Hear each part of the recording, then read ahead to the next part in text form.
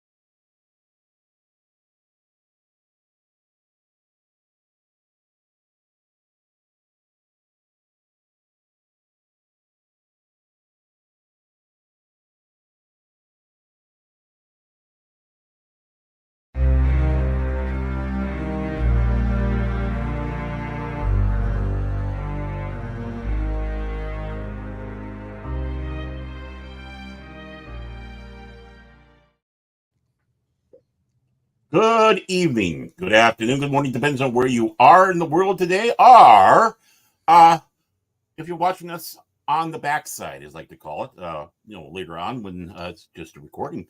And this is, of course, Fandom Legacy with me, Paranorman Tag. We are talking today about Babylon 5. We're going into season 4. This is going to be part 1. Again, we got some exciting stuff going on here. This with the storytelling.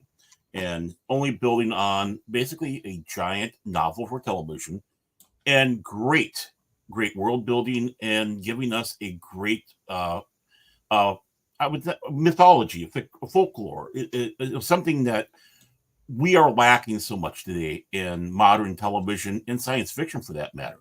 What joining me today is everybody's favorite Centauri, Mike Bellari. Yes, I am here. I am here to bring some knowledge to the show.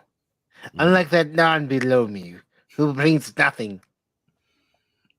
No, you can see how things are going, folks. Narn, Centauri, I'll tell you what. And speaking of Narns, we do have good old King Ka of the Phantom Hooligans. Yes, I see we have a filthy Centauri on here, but we'll accept. Who are you calling filthy? Filthy Centauri. You're lucky to still be alive. A person who Because thinks that once they're you leave above Babylon everyone 5, else. you are in danger, Jinkar. You are in grave danger. You're a wanted man. Yes. I mean, the Centauri 414 Republic is going to be hunting you down, so they can try. And of course, also with us tonight from Released McCracken, everyone's favorite troll, Baron Ormantag. Oh, thank you, Jinkar. My arm's still hurt from last night. I was doing all that carrying, but it's okay. I'm still here. For anybody who doesn't know, we did have on the Phantom Hooligans, we had a gaming stream of Myth Force. We got up to what level? We got up to 6. Didn't we get to 6 or 5? Got past 6, yeah. Got past 6. We got to level 6. Level 6. And you have this Phil McCracken acting like he did all the work. I didn't die once. That's a record. Well, I thought you're better than an unknown name individual that we shall remain anonymous. I thought you would nobody set somebody else on fire. No, no, I did not have to be revived, so I did not die. No. Well, I did pull a mic and I died twice. So I had to be revived in the game. In fact, in such a state that even for that last boss battle, I died. But I like to think I made Mike proud on the way I'm doing or did it. So yes, but dying. If you remember, Phil McCracken was doing what I do. He was Ramboing it. But remember, it isn't that you died. It's how you died, Baron. You died fighting. You didn't die trying going into the chest and lighting things on fire and trying to burn people. You were trying to burn me. So I'm proud of you. I'm proud of you. And we did work as a good team. Well, the thing is we're not here to talk myth force from last No, week. we are. No.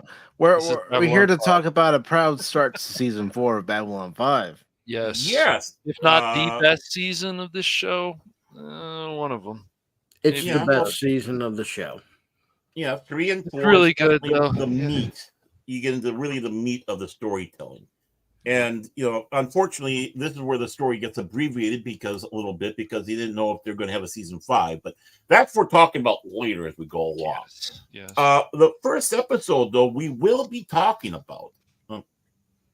Oh, just a second here. I don't know why that one up there. Boom. I gotta fix this. This is not good. This is not the way I want to start a show. I don't know why I am having such a problem, boys and girls, but I am. There we go. And there we do have the lovely Claudia Christian as Ivanova. Why is she looking that way? Well, we had a little problem at the end of last season. We had basically the Shadows were about to attack Babylon 5. John Sheridan went to Zaha Doom with his wife, who was alive this whole time, but wasn't. But she's possessed, right? She was taken over by the Shadows. And, of course, Morden, who was on board the ship with her. And they're trying to, what would you say? Convert them over to their side. It's like, no. They're trying to coerce him to join their side. Yeah. You're ignorant. It's Shadows. Shadows have cookies. So he went there. He happened to blow up the major city using the White Star, packed with thermonuclear bombs, and he jumps to what appears to be his death down a great chasm or a great hole on the city. So everybody is. And also, we lost Mr. Garibaldi. He disappeared. Somehow the Shadows captured his ship and took off. So, it's Hickory-Pickoryville for everybody on Babylon 5. So that next episode, the first season opener, is called Hour of the Wolf. And the term of that comes from an old Russian, and that's not just Russian, other people had it, but it's that time of night when you wake up at 3 o'clock in the morning and you can't get to sleep because it feels either your mind starts working or you feel like someone's walked across your grave or whatever. You're worried about something. And of course, that's, for me, it's 2 o'clock. I don't know about you guys, but it's usually about 2 o'clock in the morning. But he goes with the 3 o'clock on that one. Must be different time zones.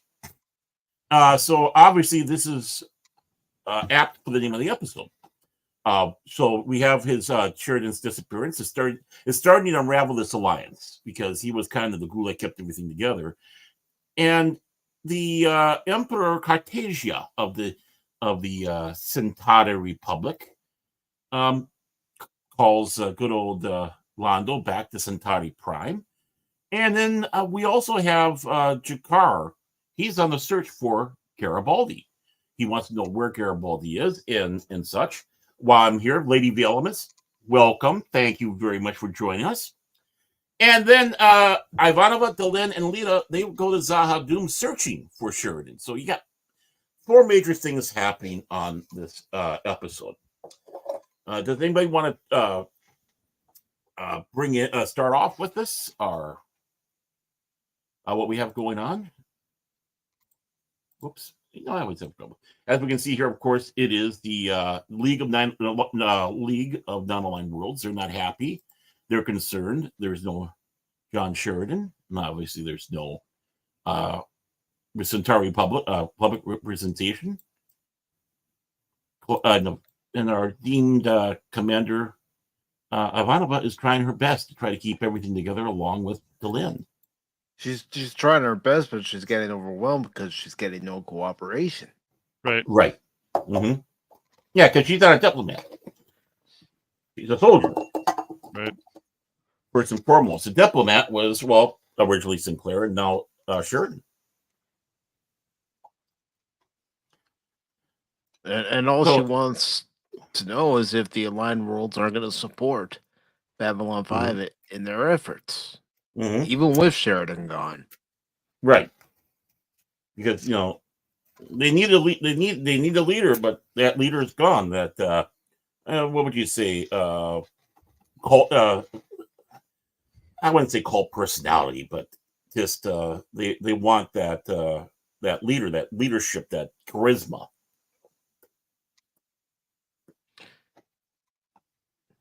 Yeah, they basically want the poster child, if you want to put it that way. Someone there we go. who you look at and you say, that's our leader. That's the one that's going to be taking charge and helping us win this war against the shadows. Taking names and kicking butts. And and that's just about everything out there, whether it's in the workplace or even on YouTube. There's that charismatic person, and they go and things start unraveling.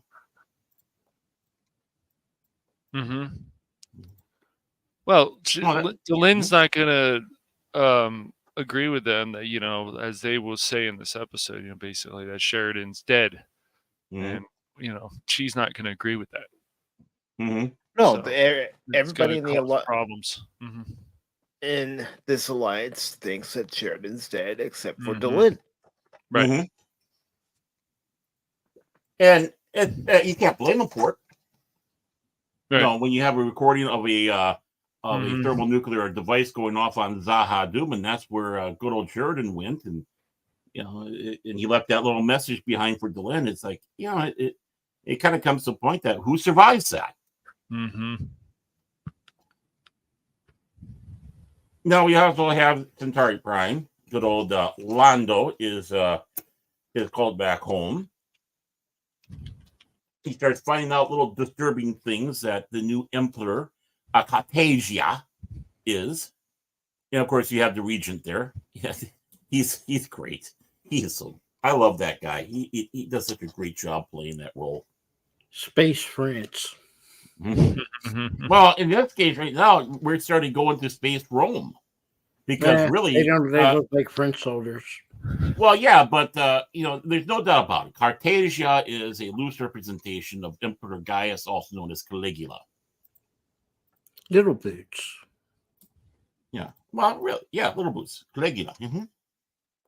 And one thing he's doing is he's shocking everybody because, on Centauri, the bigger your hair is, the more important you are. It's kind of a status symbol. But Cartagia cuts his hair down like the rest of the kids and decides to start a little fashion of having shorter hair, being a little, what'd you say? I wouldn't say rebellious. It's hard to be rebellious when you're the emperor. It's, it's good to be the king, right? Well, this guy's just, the epitome of a jackass. So. It sounds like you know from experience, Mr. Cash. This is attitude. He didn't share the great coupon with Cash Money. His attitude, his ego. Yeah. The Emperor's arrogant. But there's a reason why he's arrogant. We'll get into that later. Right. And he murders his way to the top as well. I mean, there's no hiding that he made sure that he would be the one making it to the top. So you're getting that court intrigue there. Come on, can't you turn us a face like that? No. It's Why like oil not, man? salesman. It's You like know, I oil do salesman. think Cash Money wears a scarf around the neck like my man does there. No. I would hope not. I don't even know if that's still a style, but anyways. I don't know. Of course, the actor who plays that's Wortham Crimner from Chicago, and he's been in stuff like Days of Our Lives, One Life to Live. So so he's done soap operas. So okay. Yeah, he's done soap operas. He's been on Remington Steele. Of course, I did see Days of Our Lives, Babylon 5, Knots Landing, Harry and the Hendersons TV show. So Max Sedgum. So he's been around. So you might have seen his face here and there, even on the Newhart show. So, but I think he does a great job playing the Emperor there. I mean, just that look alone tells you what you're dealing with for a character. I just don't think this show really has bad characters. A lot of these characters are quite well developed, in my opinion, Baron. About the worst one was last week or the other week when we talked about Grey 17. Unfortunately, Robert Englund. Yeah, they wasted him. That was not good. They wasted him. Not good. Yeah, there's a couple. But I mean, other than that, compared to a lot of shows, I mean, look at all the. I don't mean to be cruel to Star Trek, but Next Generation had a few dud characters. Yeah, I would say so. A few. Well, 7 seasons. Yeah. Well, second season with Dr. Pulaski. I mean, that was. I don't mean to be cruel to Diana Muldaur, but that was something that they just couldn't really do. She wasn't the same. And take a look how Londo is compared to how the show started. He's much more dapper. He's like taking care of himself, looking better than he did when the show was in the beginning. His hair is more proper, not as wild. Go Beard Jurassic. And of course, our great Regent. Just look at his eyebrows. They're like that guy. They have to be fake. Fake. Not necessarily. I'm sure yours are that way. No. No. Sure? No. You sure? No. That's some thick brows there. And of course, that by the way is Damien London. Unfortunately, he passed away the other year in 2022, and he's been in a lot of stuff. He's been in stuff too. I can't think of what else though, but I'm sure I've seen him around in other stuff. Well, he was on Ellen, Seinfeld, Burke's Law, Highway to Heaven, Different Strokes. I've heard of Different Strokes. Oh wow, okay. Marcus Welby. I mean, he goes back quite a way. He was even in Canon and the FBI, The Odd Couple. So yeah, I mean, he's a character actor who's been all over the place. So yeah, but again, he played such a great character in this as well. I mean, really, I don't know how J. Michael Straczynski was able to do that. And of course, the Emperor has his Centauri women along with them. So, Vera is concerned about all that what's going on there. Of course, he's discussing with Ivanova. She's left behind. He's everyone's so concerned about what are we going to do? Sheridan's gone. He's dead. Right. Yeah. Yeah, Vera, I like Vera's character. Like he tries to be the man of reason usually. So, which is amazing what Stefan first did in that role, because like I said, everyone remembers him like Flounder from Animal House or his role on Saint Elsewhere, a few other things like that. But what he had here, you can see the growth that he did, and oh my. And couldn't you also say that Vera represents us, the audience? Right. When it comes down to the Centauri, I'd say, he is our representation, our eyes into that world, that world that we have. I mean, any good story has one or more characters that is our eyes in there, and I'd say definitely Veer is one of them. Very prominent, so doing such, and and there's still a little bit of innocence about him, I'd say. Yes, which is not a bad thing. But on Centauri Prime, Londo gets a visitor. Who could it be? Mr. Mogul. Yeah. How are you alive? Not looking good, is he? No. And that's quite a good makeup job too. And just that simple robe what he's wearing is so effective. Yes. Put him in the trash. Put him in the He hasn't been burned enough. He looks like that burned marshmallow, exactly. But you can tell in his eyes too. He's changed a little bit too. He's a little bit more, I don't know, crazy. But of course, I love when he starts picking off the burnt skin off his hands as he's talking to Malari. I mean, that adds even more effect to it. And now Londo's learning that the Emperor Cartesia is really in bed with the Shadows now. Morden got tired of dealing with the small fish. He went for the big guy. All deals are up. He's in bed with the enemy. Yes. Oh yeah, that scene and even the sound as he's taking that off. I mean, it's talking about basically the Vorlon is going to be the threat to the Shadows, like the major threat. So yeah. Right, because they are the two great enemies with each other. And now look at that man. This is what he wrought, and it ain't over yet, as we all know. I hate when that pops up like that. And we have, of course, a little conference here with Lyra and Bad Kosh. Yeah, or as I like to call him, Decepticosh. Yeah, he's definitely worse than the other Kosh. The other Kosh seem to be the other Kosh seems to be actually he's a little more understanding about things, we'll say a little bit, but you don't want to cross these Vorlons because they can do things. No. The previous Kosh was more seasoned. He was more experienced. Right. I agree. Well, more sympathetic, I would say. He was more sympathetic for the lesser reason. Yes. Yeah, and that too, empathetic. Right, because the Shadows and the Vorlons both are using younger races as pawns in their little game. And Kosh was probably the one that didn't think that way, which is why he was training Sheridan a little bit, training Sheridan. He's trying to make Sheridan more than a pawn in this game, trying to bring an end to all of this. Isn't she beautiful, though? Oh, yes. I still think it's crazy that she was on Pat Stevens' channel for a little while. Yeah, twice. She was on there twice. It was quite fun. It was quite fun watching.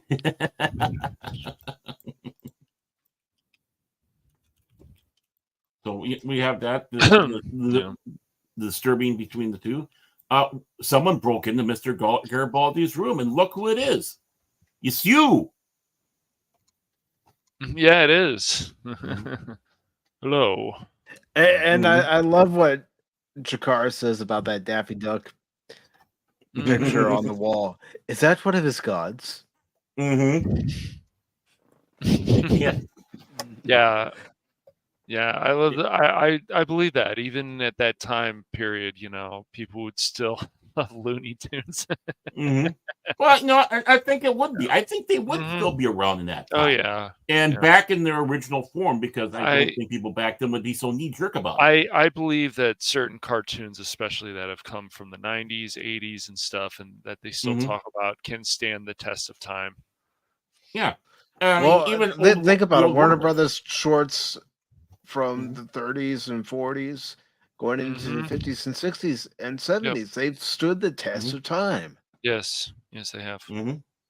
And I would even say the early Disney stuff too. I mean, when you're dealing with Donald and Mickey and all those old shorts that they did back then too. I think they would, but somehow I think the Warner Brothers would probably be a lot more accessible, just because of the genius of Fritz Freleng and Chuck Jones. I mean, they knew the human condition so much. Yep, I agree with that. I mean, just look at Daffy and that. If that's not, Phil McCracken, you're despicable. It's not bad. No. But here we see another side of there it is. Boom! I want one. Yeah, that is cool. I missed now. I see those things. I missed the Warner Brothers store. Man, that was a cool. Yeah, store. That was a really cool store. Here we see another side of your car, a sense of, would you say, loyalty to a friend? He wants to know what happened to Mr. Garibaldi. Yep. Yeah, and he even mentions that Mr. Garibaldi is his friend. He does. And he's probably a little hacked that people are more focused on Sheridan than and forgetting about Garibaldi. What happened to Garibaldi? He's missing too. Right. Yeah. And of course, having Garibaldi's hat like that's just. But you have all sorts of fun stuff there. Of course, the new suits that being done for the big show that Cartasia has. And here's something from the first season we get paid off on. We get paid off on. He's back in his purple suit, just like it was in the what would you say, the foreshadowing. And not to have a pun though. And there they are. The shadows. What he saw in his vision. Now he's seen it come true. Yes. And there's only one thing. His fault. Right. Absolutely. Right. Positively. Nobody else's fault. Morton did a really good job of, and in a lot of situations, people, when you're filled with anger and bloodlust and whatever, and Morton does a very good job of exposing certain things about people and finding those right points. Because it was more than just anger. It was passion for bringing back something. He wanted to go with the anger and all that. Yep. He would have gone with Jakar, but Jakar was too focused on one thing, just destroying the Centauri. Londo wanted more. And how better the work? How better the work with that? And of course, good old Londo is trying to express you made a mistake, but how do you say you're making a mistake to a crazy emperor? Crazy emperor dictator. Yeah.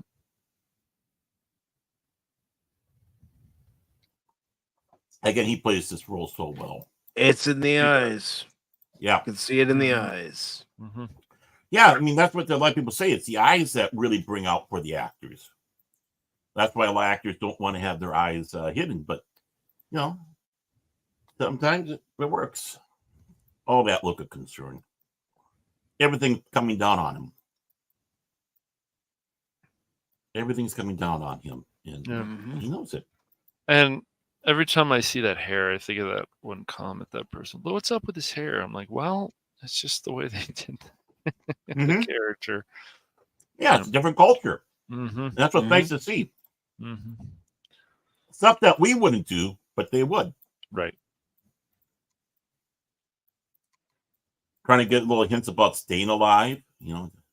Be careful. He knows what's going on. He knows Cartasia. And of course, we have the little communion between Lita and Darth Kosh. Yeah, Darth Kosh, right? Yeah.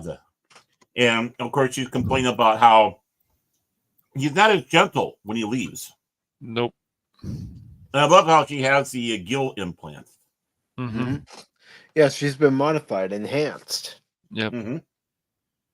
just like your car was in the pilot. Painful to use, but able to. But this Kosh just doesn't care. No. I mean, you could even see it in Lita's face. She's being drained. Mm-hmm. Right.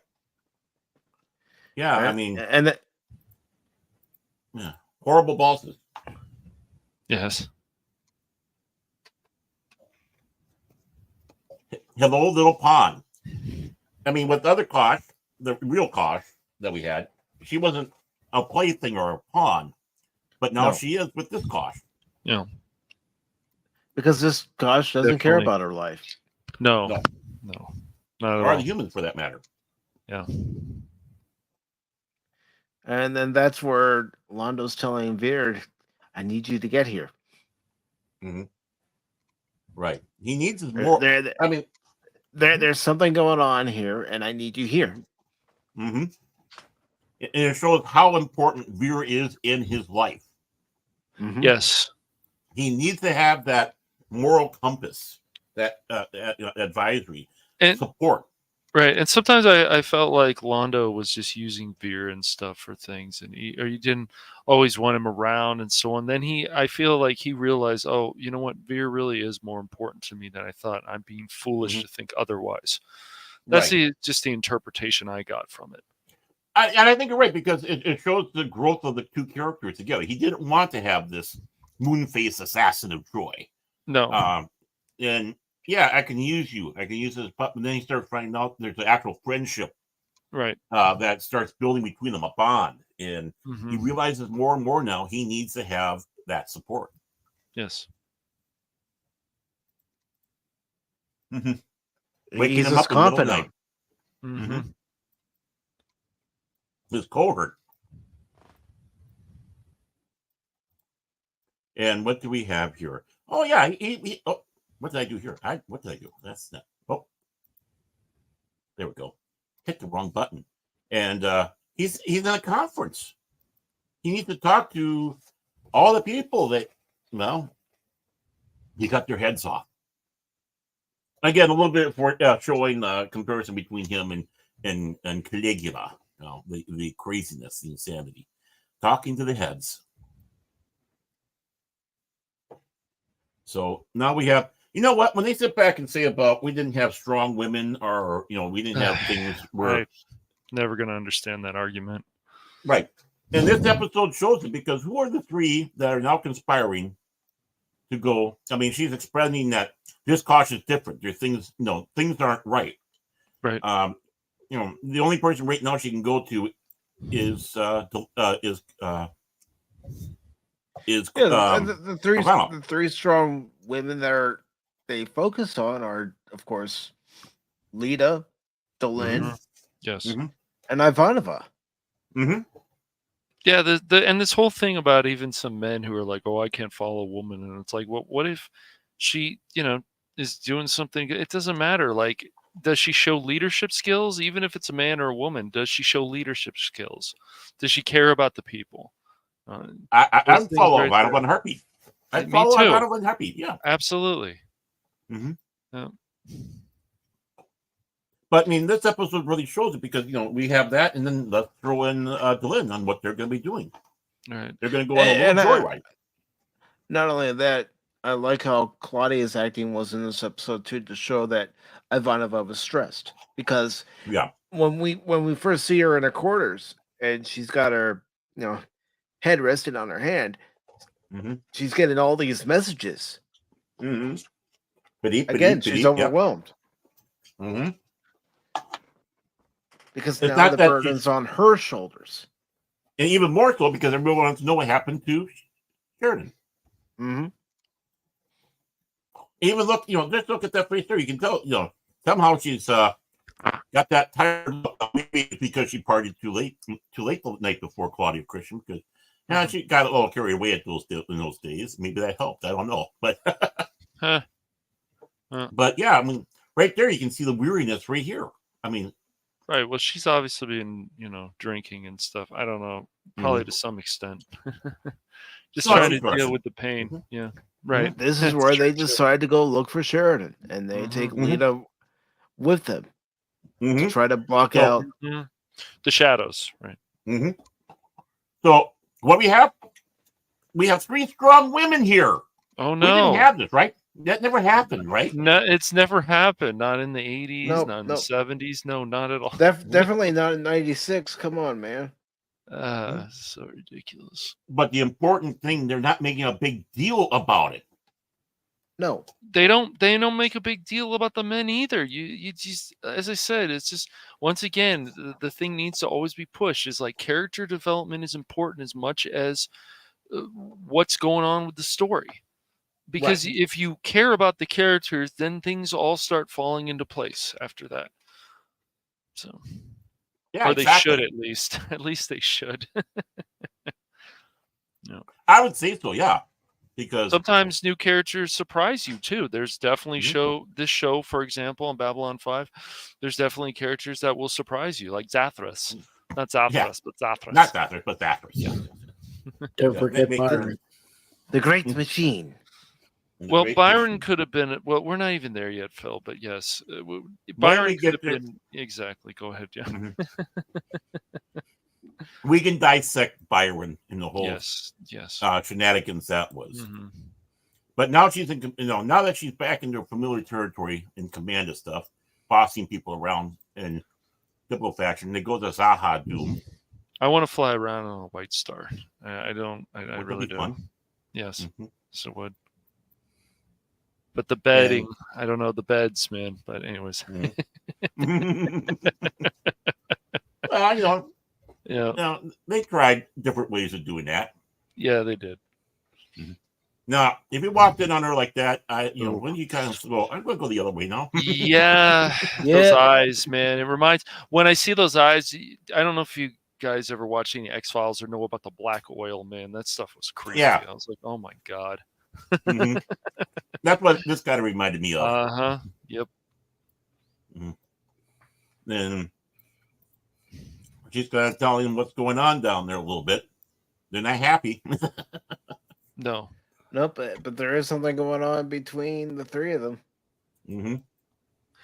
One thing I love about Babylon 5 and shows like it is the characters, even in the situation, like I think that some of us would feel the same way. We wouldn't give up. You just don't give up. Just never give up. You gotta keep going. So, and if you really believe somebody's still alive or whatever, do whatever it takes to find out. Find out the answer. What's going on here? Yes. And right there, I mean, we should have this picture just out there when everyone sits back and said there was never any strong women. It's like, boom, there you go. 3 examples. Yep. Yes. And she's scanning. Oh, and there's the shadow mines out there. They can feel it. They're not. The shadows aren't happy, and it's like, okay, it's time to go.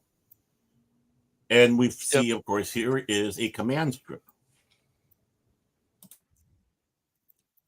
As strong as the shadows are, I just love the fact because you got to find the weakness. You got to always find the weakness, and so everything. The telepaths are the weakness. Exactly. Everyone's got that Achilles heel. One thing that a lot of people, unfortunately, in Hollywood have forgotten is weaknesses of characters, certain characters. Well, that's because everyone's being told there are no weaknesses, right? Which is, it's like, no, you got to know what your weaknesses are. That's not a bad thing. And that's why shows like this are so great. We know what weaknesses are. A lot of Malar realize his weaknesses, and he needs to have this man, Veer, along to help take care of that. He realized there's things I can't do or look at or see. Because of his personality, right? Right. His personality, how he was brought up, how he sees the universe. Yes. He needs him. I mean, how touching. And wait a moment. There's Mr. Sheridan. Yes. Look a little worse for wear. So I have to ask you guys, do you think in that situation, like we saw in last season, would you guys have jumped in the pit too? If Koch told me, yeah. Yeah. I mean, Okay, what do I want to do? Do I want to stand there and be vaporized by several megatons of radiation, or do I want to at least take my chance? At least, it's not the fall that kills you; it's the sudden stop at the end. And I think that probably be a little better. Mm-hmm. But if I hear a cautious voice saying, "Jump," I'm going to jump. Mm-hmm. Yeah, I think I would too. Mm-hmm. But now this guy comes out, and basically Sheridan wants to know where he is, what's going on, and he's told, "You're dead. Yes. You're no longer alive." And it's like, "Who are you?" Well, he's Lorian. Mm-hmm. Oh, by the way, you have a Vorlon inside you. Yep. Any other thoughts about this episode, this season premiere? Great way to kick off season 4. Mm-hmm. Mm-hmm.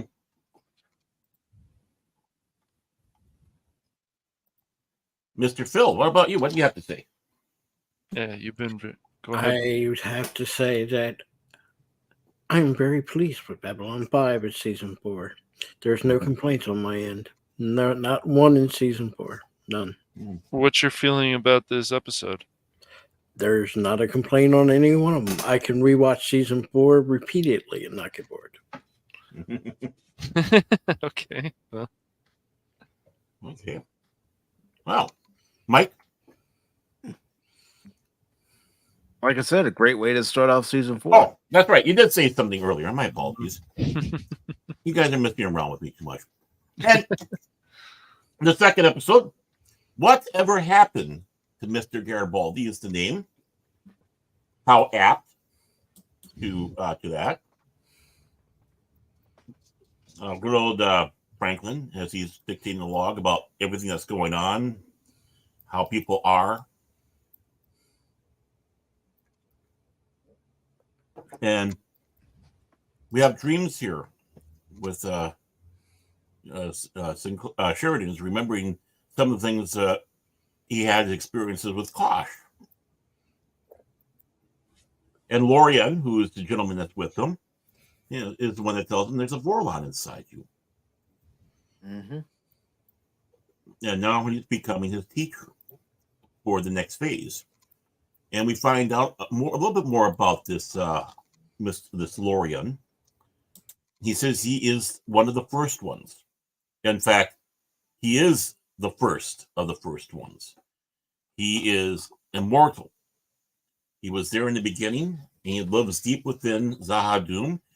He thinks of the shadows in the Vorlons as kind of children who are, what would you say, just being little bitches, for lack of a little word.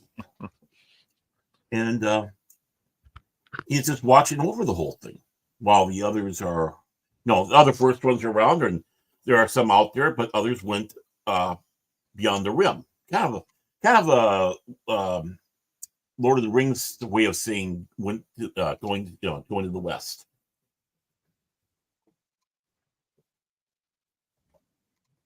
So the big question is, who captured Garibaldi and why? And that's what the good old Jakar also is looking at within this episode. I love this little character, Lorian. Yeah. And Wayne Alexander, who plays the role of him, great actor himself. And, when I first heard him, when I first watched this episode back in the 90s, I thought it was Andrew Robinson, because he and Andrew Robinson sound a little bit alike when they say certain things. Mm-hmm. They do, don't they? And he played several parts in Babylon 5. He played a Drock in the Call to Arms movie. Of course, Lorian. He was kind of one of their, we need an alien, what can we do type of thing. And and he's been in a few things himself. He's been in Scandal, Mad Men, The Bold and the Beautiful, Titus, X-Files, Becker. Sabrina the Teenage Witch, Frasier. Oh, nice. So, Frasier. yeah. Okay. Mm-hmm. Oh, So I mean, okay. I think I know who he is in Frasier. I think I watched the episode. That's funny. Okay. Yeah, and X-Files. So we were talking about X-Files earlier as well. So that's Wayne Alexander. That's playing that part, and basically kind of taking over where Kosh left off. Training how to fight gods, basically how to fight giants, which basically he's got to learn to do now. He's getting basically anointed to do a impossible task.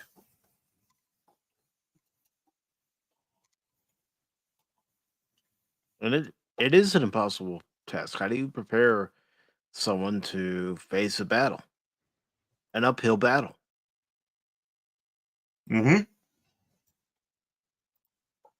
So, no, I'm having troubles today. I tell you what. Hey there, buddy. Yeah, I think I'm blaming my mouth.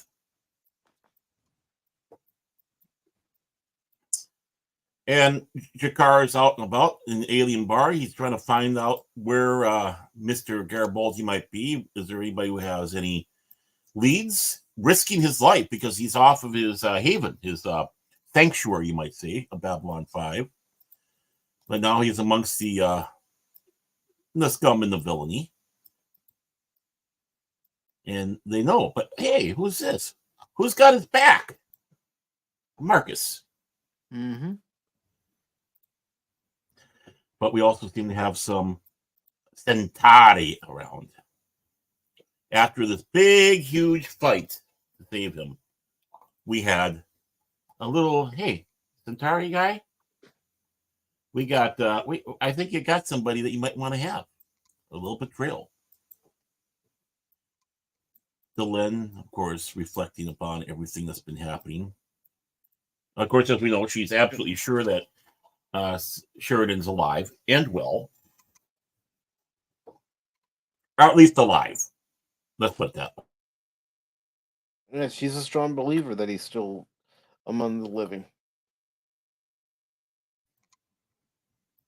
Marcus and Jakar discussing about what's going on, about why and how he's got to find Garibaldi. Marcus understanding, basically. But warning him, you're in trouble here. You're not in the right, you're in Centauri health. You're a wanted man. Yeah. Exactly. Be careful. And hey, we got the book. You recognize any of these people? I recognize them. That's the guy. Ah, we got a prize.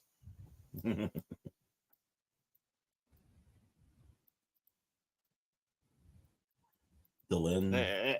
And of course, Dr. Franklin's in the captain's quarters because Ivanova told him to, find some of the captain's belongings that they should keep, and then other belongings that should be placed into storage. And that's why Delenn actually comes in, and we find out that information. But then there's also a recording, and there's a touching message to Delenn. Oh, and before we continue on, swimming in, our favorite orca, who is also now being Space Jesus, even though it's a season early, Lord Krit of Everest Production. Welcome, Lord Krit.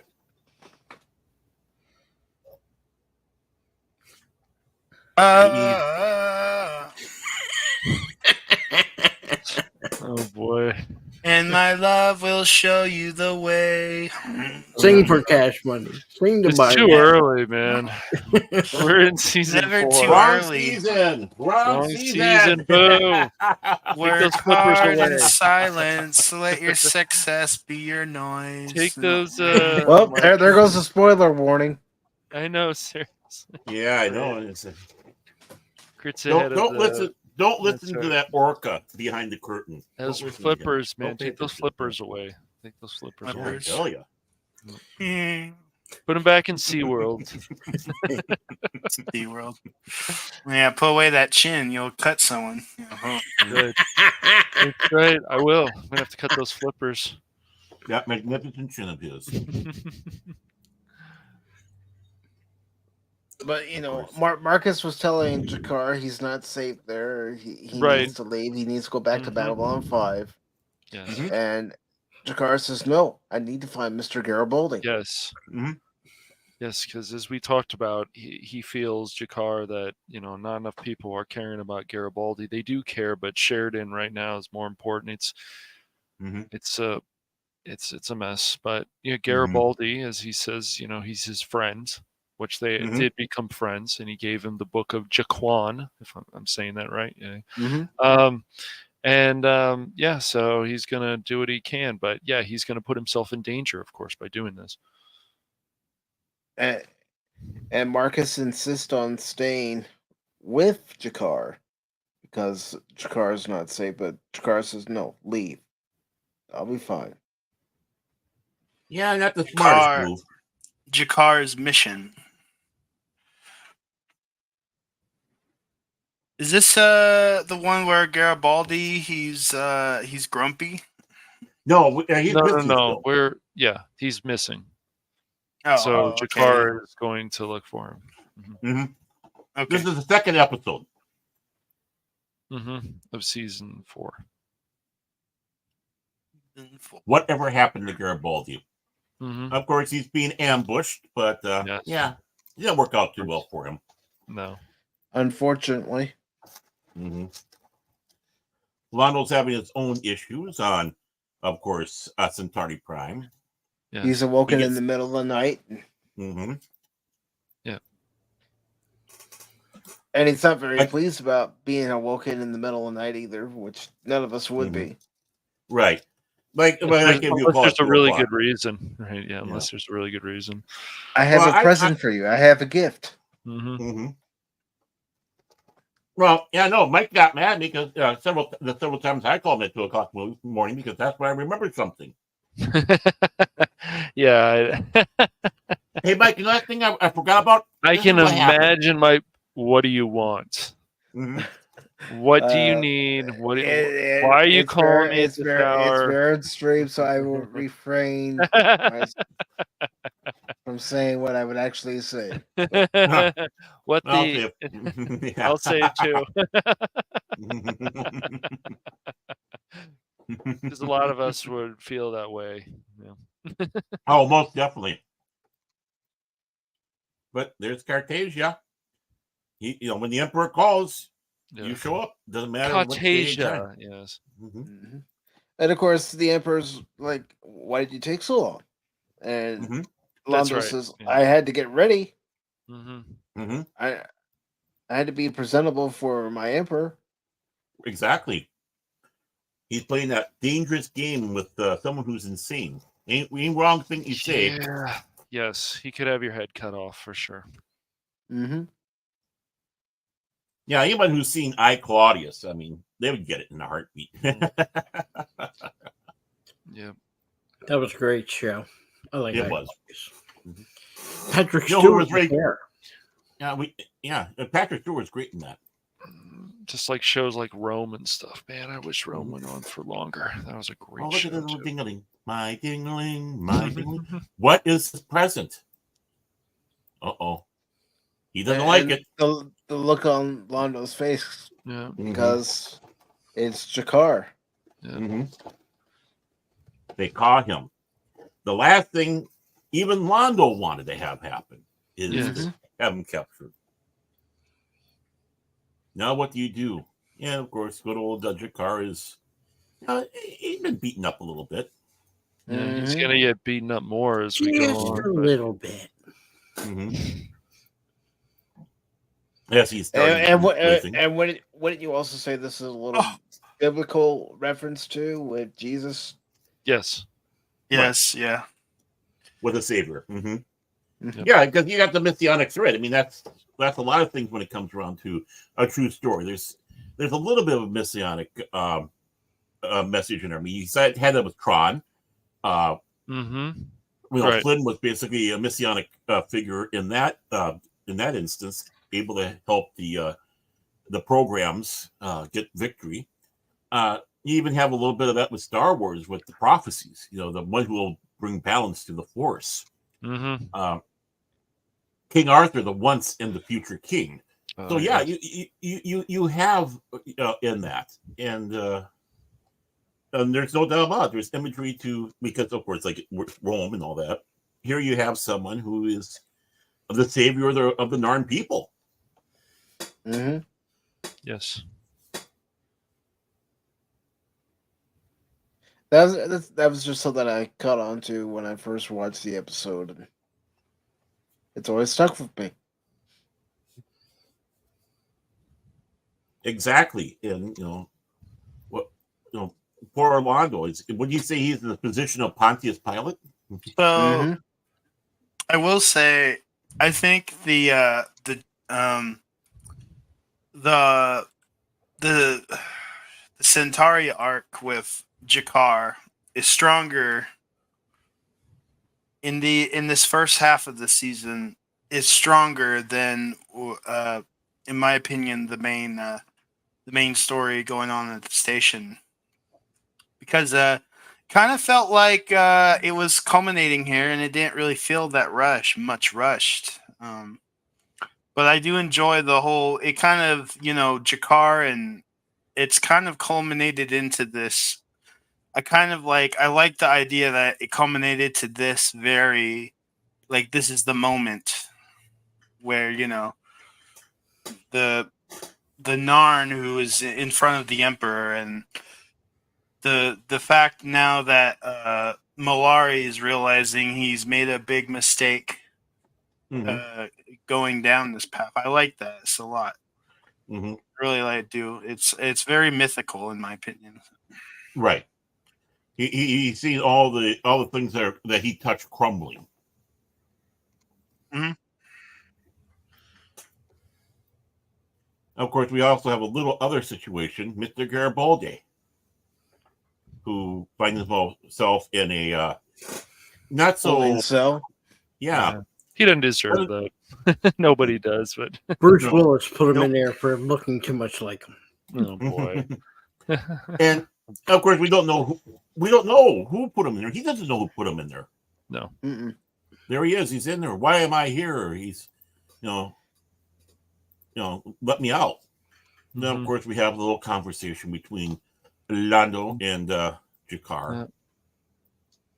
Lando's not too happy about this, No. obviously. He's like, how dare you put yourself in this type of danger? Right. Mm-hmm.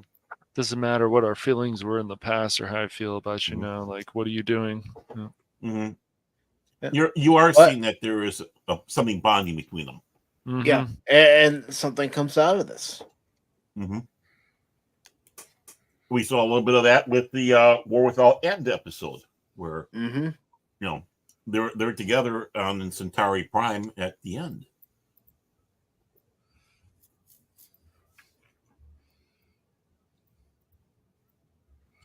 And good old Lando's trying to tell him what to do to stay alive.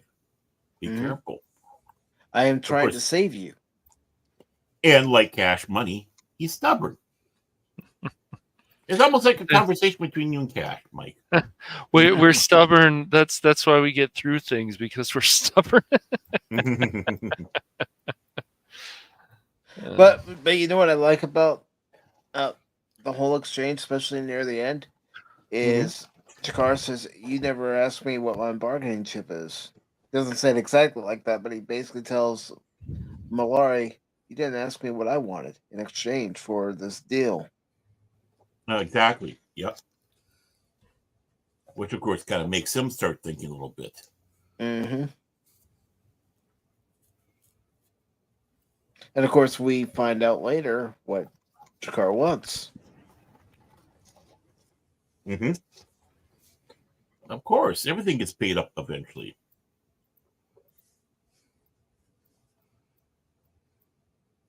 And what would your reaction be if you met a being who says he is the oldest being in the universe? He is the first thing with consciousness to come alive. Satan? No, that wouldn't be the first thing. It'd be like, my thought would be, you're joking with me. How could you be the first being to ever live and still be here? Maybe Exactly. a long lifespan? It'd be a boring life being at the bottom of a planet like that. Yeah.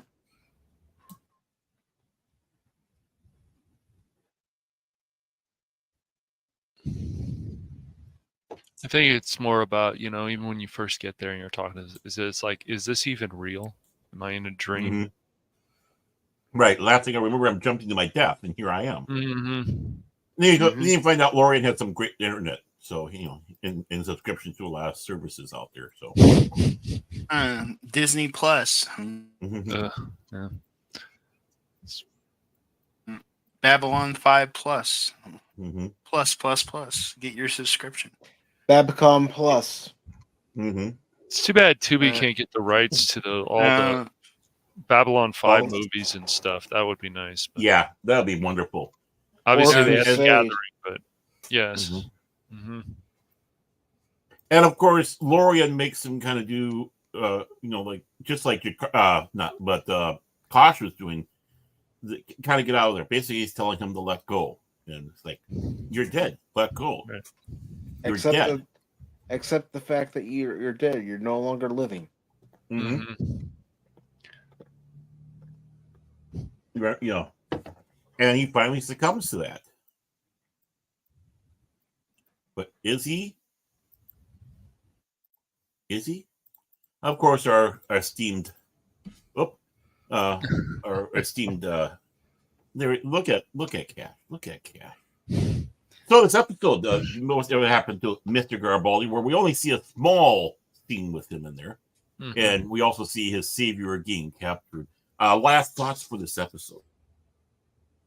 Oh, this is a very powerful episode, especially the scene between Mondo and Jakar. It's a wonderful episode. Well, Mike, you like it because you see Jakar beaten up. You just imagine that's Cash.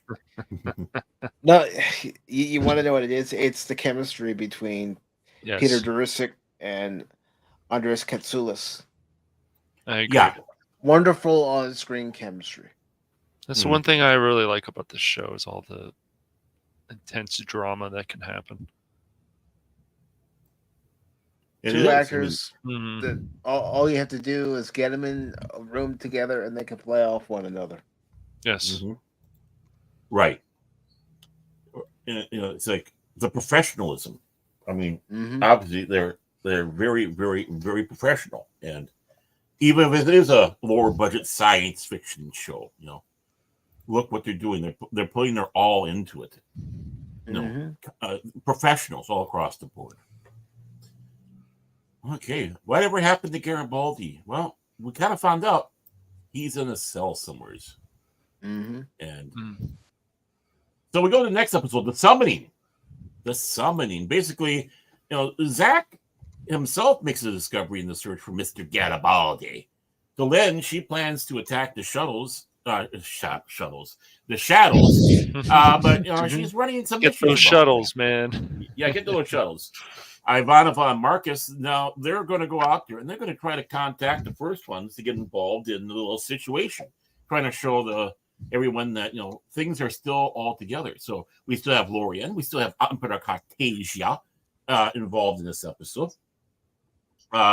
We do know that Lita's telepathic abilities, we learned a little bit more about that. They were enhanced by the Vorlons to enable her to more easily carry one of them inside of her, as we've seen both Kosh and Darth Kosh do, even though Darth Kosh was a little meaner about it. And they are very determined, the Vorlons. They just want to wipe out the shadows, everything about the shadows. And we start finding out that they're doing little things like destroying worlds now that have had contact with the shadows. And they're amassing thousands of ships on it. we learned that when the Vorlons and the Shadows took on the task of looking after the younger races, they were equally balanced. They obeyed the rules of engagement and respected each other's perspective, but somewhere along the way, one of them grew tired of the arrangement, and the two started fighting in earnest, with the younger races caught in the middle, just like we were saying before. So basically, everyone is suffering because of a little spat between these two. Yeah. Well, we wouldn't have anything like that in the real world today now, would we? Yeah, right. No, not at all. No. No, you're ignorant. Well, and that's the other thing about that, which is a little different between Star Trek and Babylon 5. And again, I'm just showing differences, not saying one's better than the other. That's not the point on this one. But here they're showing that even the older, more advanced races that should know better still act pity. Mm-hmm. They should. They should know better, but they don't. No better. They should. Shame on you. Better. That's right. Yeah. They're better. They're better. So, of course, little conference going on Babylon 5. Let's go out. Let's try to find the old ones.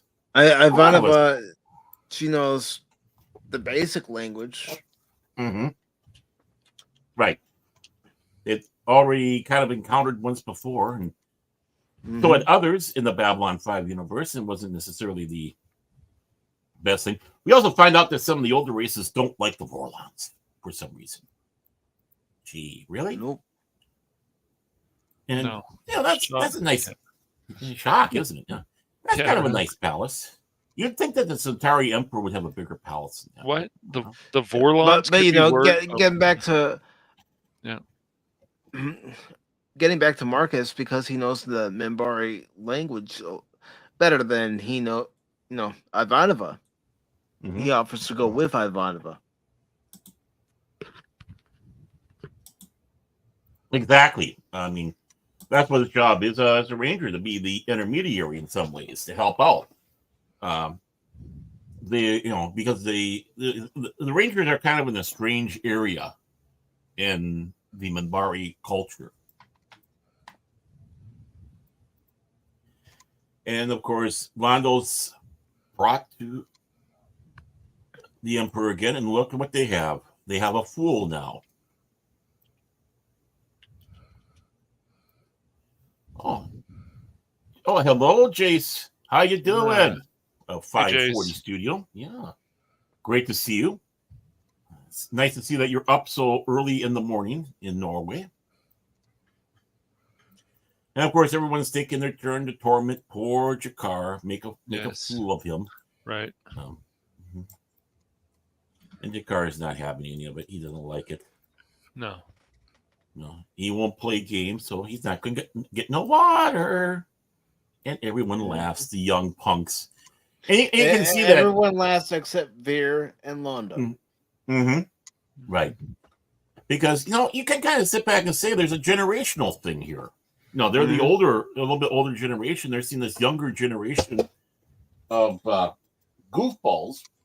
Yep. And you kind of like how we sometimes sit back and say, "Oh, those millennials,"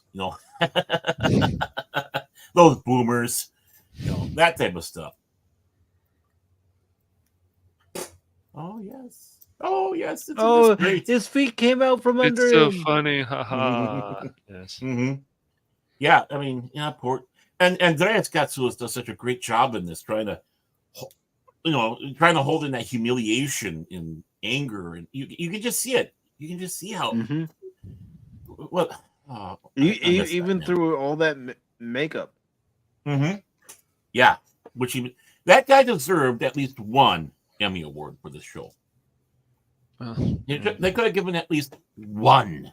No, Babylon 5 does not fit what you would consider the Emmys because of how the show is. It's sci-fi. It's whatever. It's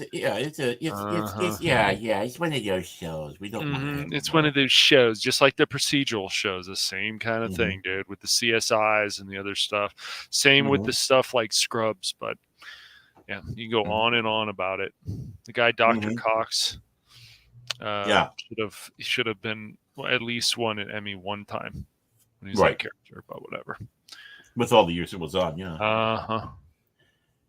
And of course, Marcus is doing his flirting with Ivanova. He wants some Ivanova, that's for sure. I don't blame him. I mean, Marcus has really good taste, but oh yeah, anything to get a smile out of her, huh? Mm-hmm. But when it's time to get serious, she gets serious, and I like that look too. Zach has a hint though. He's coming to find. He got some lead on Mr. Garibaldi. Of course, he's explaining it to Dylan. So they're going to go and try to do something about getting Mr. Garibaldi back. Mm-hmm. Yep. In the garden, in the mazes. And this is where Londo is coming up with a plan. Mm-hmm. And he figures this is the safest place to have it in the mazes where they're not going to be bothered. But oh, look who's here! Hi, Cartasia. How you doing? Oh, and his hand's all bloody. I wonder what he was doing. At least there's one thing you can say about that guy. At least he was more than willing to get his hands dirty too, instead of letting other people do it. Yeah. Most of those people just, I'll let my little underlings do it. That's right. Yeah. At least he's a man of conviction. Yeah, right. Yeah. And of course, the little wordplay trying to keep Jakar alive, trying to keep themselves alive. Yeah. Like again, with this Emperor, you have to be careful what you say, how you say it, because if you even give one little hint of saying something wrong, it's off of your head. Mm-hmm. Like when Caligula came back from having a coma, and one of the senators sat back and said, "I was praying to the gods," and they said, take my if need be, take my life instead of his. And Caligula goes, "Well, there's a problem here, isn't there?" He goes, "What? I'm here and I'm alive, and so are you. What are you going to do about that now?" And basically forced the man to commit suicide. So, even trying to flatter and whatever can come back and get you. Mm-hmm.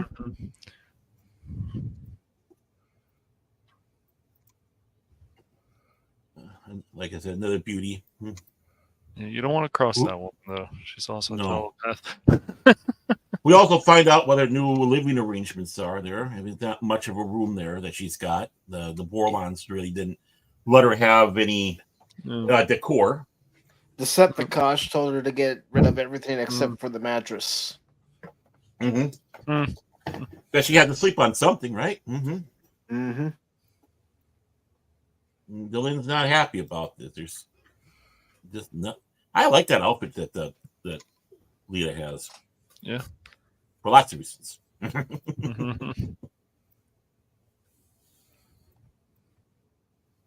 there we go. Again, we're showing strong women again. Not terrible. I mean, look at look at this here. It's not being overplayed. It's not men are bad or whatever. It's just that we are united in the struggle. Mm-hmm. In the struggle for everybody. Yeah, there's as they would say, the damsel in distress. Not that I think that's bad, because even a woman could save a man, but whatever, Yeah. Mm-hmm. There's a common cause that unites the both of them. Mm-hmm. Right.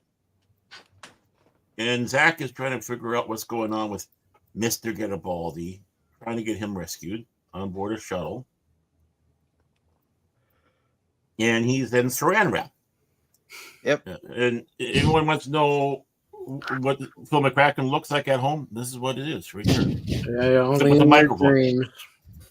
Except for a microphone there. Uh-huh. This is what happens when you try to play yourself off as a Bruce Willis wannabe. Bruce Willis wrapped him up in saran wrap. What can I say? Well, who knows? Maybe they were going to ship Mr. Garibaldi, and what happens when you have to put stuff on a pallet and then wrap it so it doesn't go anywhere. It's nice to know in the future saran wrap is still around. Yeah. Why wouldn't it be? I think it would be, yeah. They find him. There he is. Now they're trying to make sure everything's okay. Zach is happy. Mr. Garibaldi is back. And we have a little exchange between Decepticosh and our beautiful leader. Yeah. Or Megakosh. Megakosh. There you go. Again, she's not really happy. There's just and she's not looking good. Yeah, I love how they make her face look so different after that. Compared to the other shots, you can see that she's just drained or worn or beaten in a sense, and he don't care. No. And her faith and whatever. He's beating her up because he can. Right. Because, again, she's just a toy. She's a puppet. She's a pawn. She's a pawn in this game. Londo himself, he's trying to plead with Jakar. Cry out to the Emperor. I don't, if you don't, you're going to die. And it's a matter of pride for Jakar not to. And this is where we find out what Jakar's prize is. Exactly. And what is that prize? What is his price? He wants a free Narn.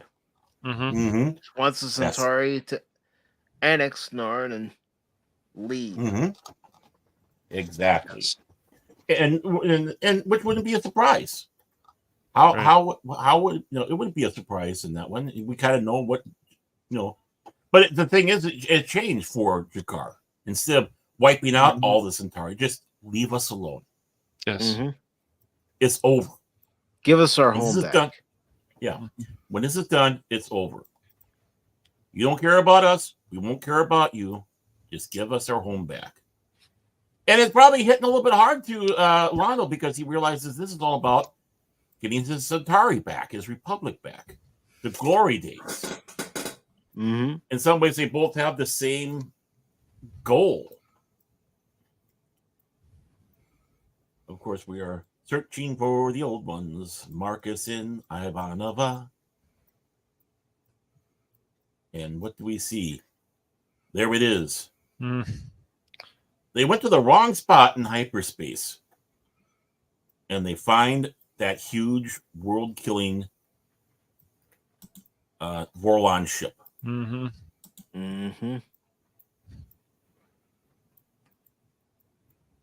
Mr. Garibaldi is waking up. He's not really sure of everything anymore.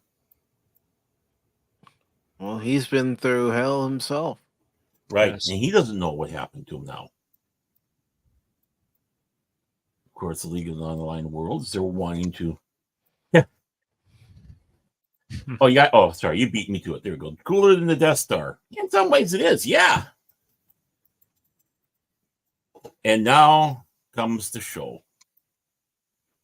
He wants to make sure that Jakar screams out. So they have the whip. Every time it goes, the energy raises up on it. And once you get to the 40th whip, you die. But he wants Jakar to cry out. And Londo is, cry out, don't die. And he's watching as it's happening. And Veer can't.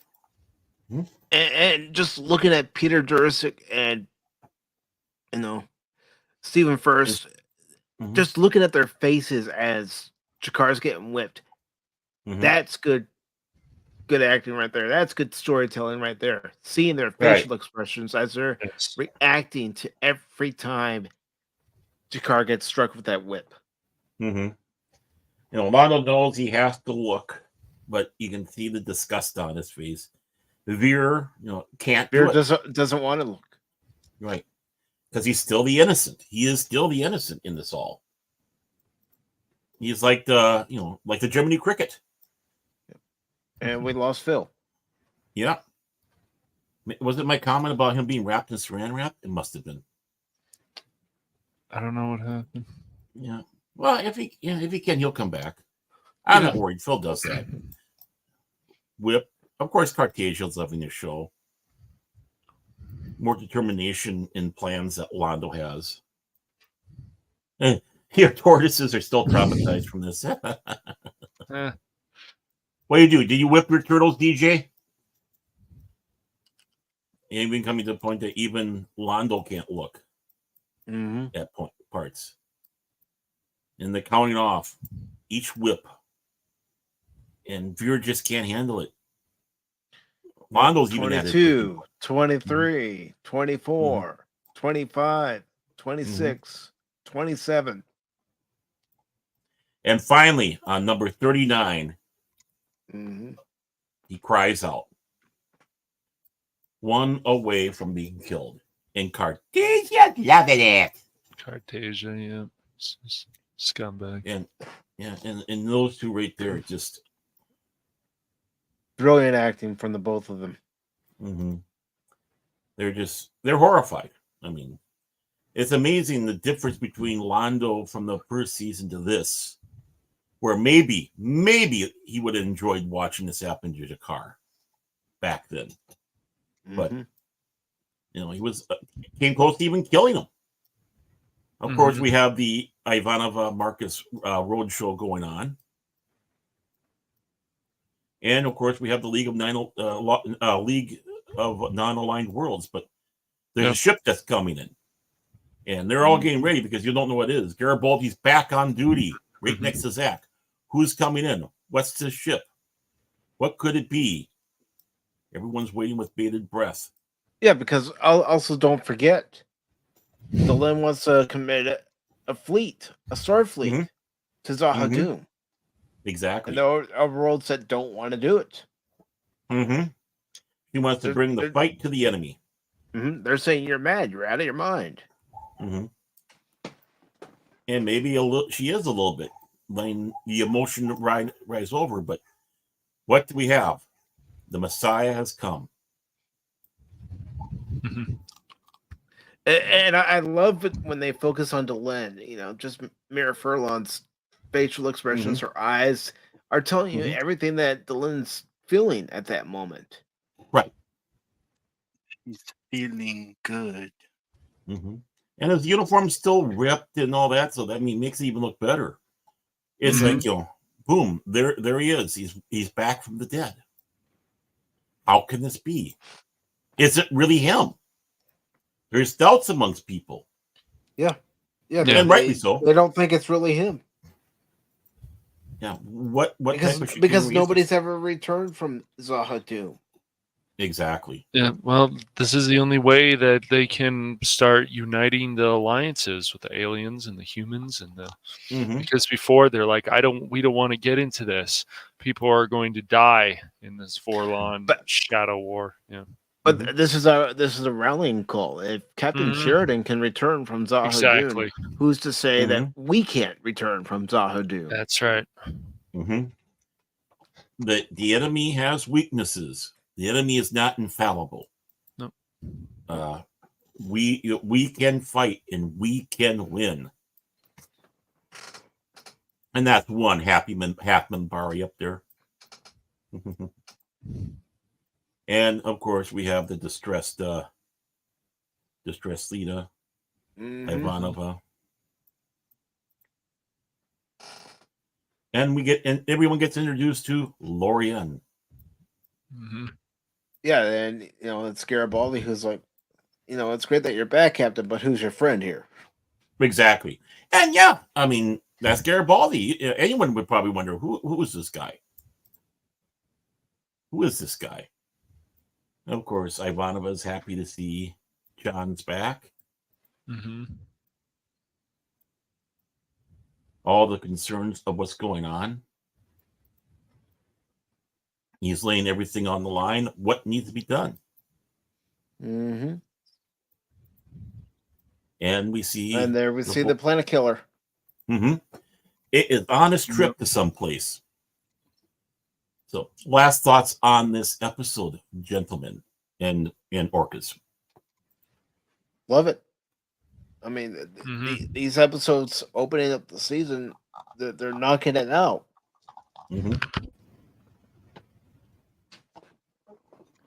It just makes you, especially back in the day, want to tune into the next week's episode. Must see TV. Exactly.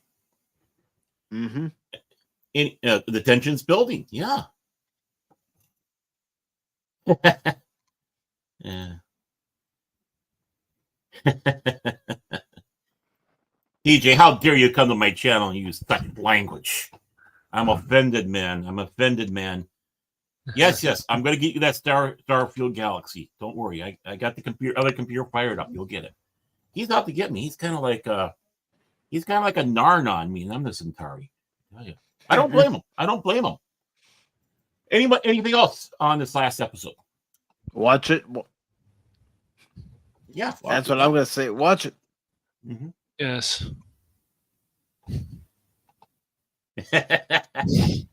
So, not that I'd worry. Not that would concern me if you did it anyways, DJ. Next episode the next and last episode we're going to talk about is falling towards Apotheosis. And basically, the Vorlons are stepping up the battle against the Shadows. They're pissed. They want to take them out. Londo uncovers a new wrinkle in his plan to unseat Emperor Cartagia. Sheridan asks Garibaldi to remove Kosh from the station. Oh, yeah, right. And Delenn gets the surprise from Sheridan. So, again, there's a lot of things happening on this particular episode of Beverly Hills 414. Babylon 5. Gosh. It's one of those 1, 2, 3, 4 buttons, or I think it's 2. 2. So please stand by. Incoming transmission on the Babcon. And Ivanova, of course, she's the voice of freedom from the there, but they're reporting and seeing what the Vorlons are doing. Their cruisers, their fighters, and more importantly, DJ Ronnie G's favorite planet killer. In fact, I think he's making one right now. Is he? Off of Staten Island. Right. And there it is, firing in Bye Bye Planet. Yes, I heard DJ Ronnie G was actually raised by his turtles. It's quite interesting. Oh, okay. Turtle Paw. Of course, the control ship for the planet killer. I see it. Of course, seeing the Vorlons do that's not helping matters much. No. Amongst the League of Non-Aligned Worlds, but Zach is there. That woman gets knocked down, and everybody's walking by her. She's screaming help, and then here comes Sheridan. Right. Yes. Again, a little more of that messianic figure. Notice that Lorian's staying back. This is Sheridan. Right. Panic is not going to be the best option at all. Yeah, and look at the look on his face. He is not happy. No. He sees what's going on. Yeah, exactly. And again, notice Lorian is staying behind. He's not trying to get into the light at all because it's not his show. He's just there to be like Merlin. He's again the second teacher. He's Yoda. Obi-Wan's been struck down. Now he's got Yoda. He's the advisor. That's a good way to put it. Yeah. He's the Mr. Miyagi. That's another way to put it. Yeah. Because there's things that that Sheridan needs to understand a little bit more because it's a little bit beyond their scope, especially a planet-killing Vorlon ship. The fact that there's something out there that's worse than the Shadows is even more terrifying. So, well, I think it's about equal and on par. I guess. I don't know. I think the Vorlon, because of some of the technology, I think can be even more intimidating. Like Pat Sajak's eyes. What? As you can see, though, Garibaldi is not happy about this Lorian guy and highly suspicious. Watching, expressing the same stuff to good old Zach. No. If something's not right with Garibaldi, he didn't come back quite the same. And no, we figured that out. He goes, I was on an episode of Pop Talk. I just can't think the same way anymore. And look, there's Mike. We have trying to figure out how best, he's having to put up with good old Cartasia. And Londo's trying to figure out how to stay alive. Oh, Mr. Morton, he's looking a little better. Look, he's got a little hair and a lot less of the cornflakes on his face. Regenerating.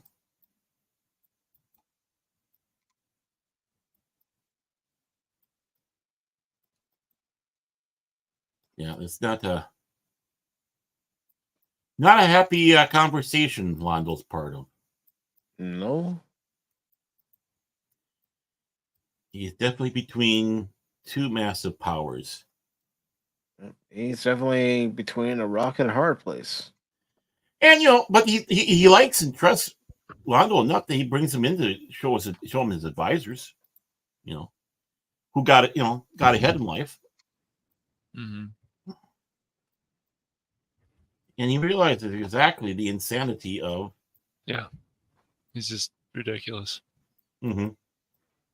Man collects this. He's like, oh, so he's even more of a psycho. I got it. Mm-hmm.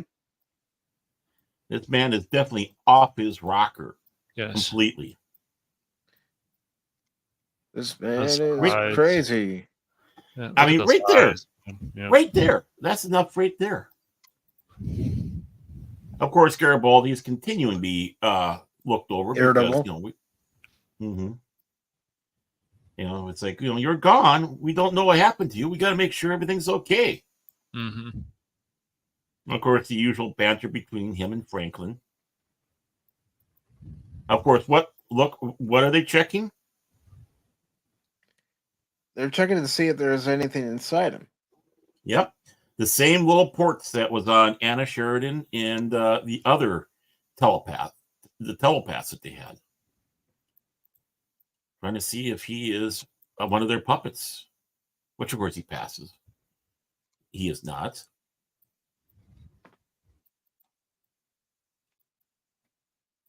A lot of concern back and forth about the state of Sheridan.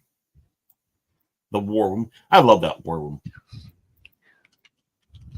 What do we do? And of course, Garibaldi, he's just being a pain in the ass with this whole thing. He doesn't like what's going on. And more importantly, he's being told, toss the Forlorn at the station. What? Toss. Yeah, I want the table too, DJ. Do you know what that? No, toss him off the station. There is our friendly neighborhood Vorlon. Our team is coming to visit him and say, can you please leave?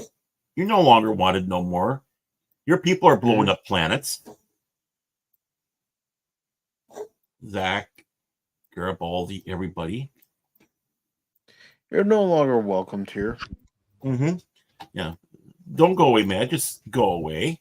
But he's mad. A little bit of shock. They try to shoot him. Doesn't really work because he's shield. And he's kind of figuring out what's going on here.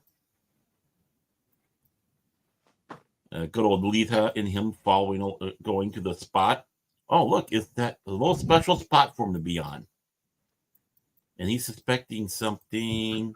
Kosh money. There he is. He's being zapped. He's being attacked. Got it. Yep. Mm-hmm. You've got to set up the ambush. Yeah. Mm-hmm. He breaks out. What do you do with a beam? I'm sure Lita was tired of being used as a puppet because the other Kosh didn't treated her with a lot more respect. So. No, right. The other Kosh was that way. And Lita even tells this Kosh that. Mm-hmm. Yeah. Right. The other Kosh was better than you. Yep. I like other mommy better. That's right. Of course, Sheridan struck down. But what ends up happening is the remainder of good Kosh battles the evil Kosh. Kosh of his prime comes out and battles Koshatron.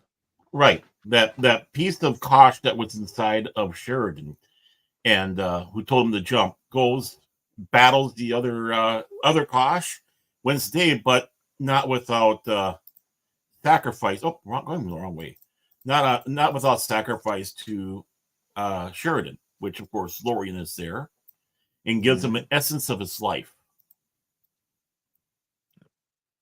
He can't create life. He can extend it for a time, basically. How long? And we'll find that out. Exactly.